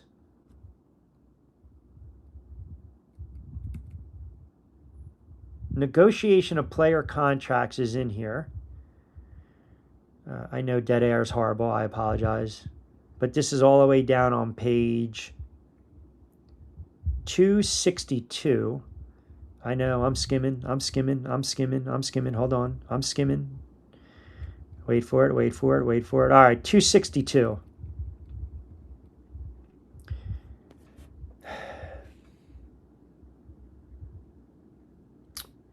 What the hell? 262. Here you are. During the season, teams show reasonable good faith efforts to provide players with at least. That's commercial appearances. What the hell? No player may permit. What the hell? I got to go through this because I thought I saw commercial appearances. No, player contracts, content creation. Players shall be required to compile with reasonable content creation, social media distribution in a manner consistent with her personal social media activity, presence of their team or designed, among other things, to market the team, the player. I mean, you throw this, half the shit you throw it out the window. If I really took the time to read this, because I can tell you right now, it's probably a crock. Social and digital media, liaisons, promotional appearances, speaking in the media. I'll look into the player contracts a little more, but again, you can refine that. You can. If the league has any sense, you have to do it. DB, I don't know what to tell you. He thinks he's banned. He's not. I don't know. I don't know where he is. I mean, I'm sure he's going to pop out for football season. I don't know what to tell you. Laughable. It is laughable, that fine. Horrible. It's unbelievable. $1,000 fine. And these players, what the hell is the average salary? What is the WNBA average salary? The average salary this season is almost $600,000. What the hell? Angel Reese had what, a $15,000 purse? What the hell is $1,000? They can wipe their little tushy with that. Are you kidding me? Wow. What an embarrassment. What a friggin' joke. My God. You know, they act like they have it so bad. They act like they have it so rough. $1,000 fine? Man. Amount of revenue has to reach a certain limit or can be renegotiated. Okay, there you go. Okay, there you go. Wow. CBA is only as strong as is enforced. That is correct. $1,000 fine. That is just a crock, man. Then we wonder why it's madness. Come on, Pete. That's ridiculous. Imagine they get to play basketball for a living, but that's not enough for them. No, I just can't. I'm really shocked. I should have known that, but that's just utterly ridiculous. Imagine if they were to suspend, if you break down per game, if they were to suspend Reese and Page for that gambling, suspend them 10 games for the rest of the season, that is a deep chunk that hits their pocket. A deep chunk. It really does. All right, NFL talk later in the week. We'll dive into a little bit of the baseball talk as well. Yes, we will recap some of the games from tonight, tomorrow. Yes, we will preview the Aces and the Fever game. We'll get into the head coach a little more. And we'll talk about these adjustments that you guys think this team needs to do to make a run with the season. You know, you got a handful of games left, obviously, and then we got the playoffs right around the corner. Nothing really going on, you know, NBA-wise, nothing too crazy with that. You know, the LeBron and Jordan debate rages on, but a lot of NFL stuff. We posted a little bit on some of these contracts with Robinson, also with oh my goodness, we just talked about it yesterday. Oh my God, I'm drawing a friggin' blank. Oh my God, I can't believe I'm drawing a blank. One of the wide receivers. I can't believe I'm about to say one of the wide receivers. Well, a wide receiver just got paid. I'll just leave it at that. I can't believe I'm drawing a blank. I really, I'm just totally drawing a blank. But anyway, we will get into more of the NFL tomorrow as well. Lombardi debut. He's gone, right? Oh, Lombard debut. Oh.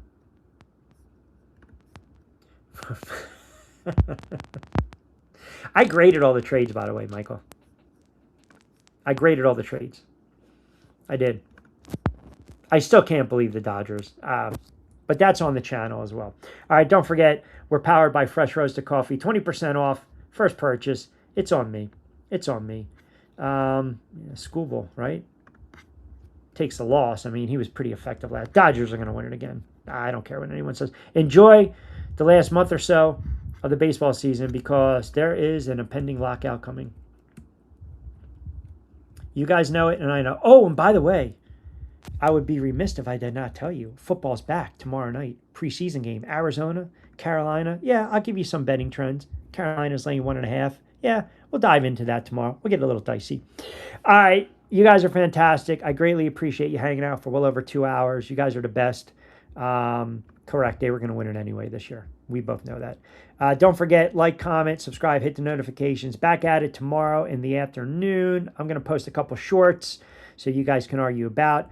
Always appreciate the comments. Always appreciate the banner and the engagement. Like I said, I really, really thank you guys for taking the time to tune into the channel and the show. We're also going to have some show announcements, other platforms that we're going to be on that we are working on very soon. We're trying to close some deals with that, so we'll definitely make that announcement. But again, can't do it without you guys. You guys keep me going on for 2 hours, and you guys are the best. Continue the chatter. Broncos country, let's ride on this Wednesday. There you go. Let them cook. Let Bo Nix cook. Play it against sports, pliable, fresh roasted coffee. Follow me on social media at RichQ on Q, X, and IG, TikTok at RichQ on the mic. Subscribe to the channel, comment, share. We're back at it tomorrow on a Thursday edition of On Q. As always, I'm your host, Rich Quinones. As we like to say, be safe, be sound, be nice to each other. We will talk to you mañana. As always, again, hasta luego, buen día.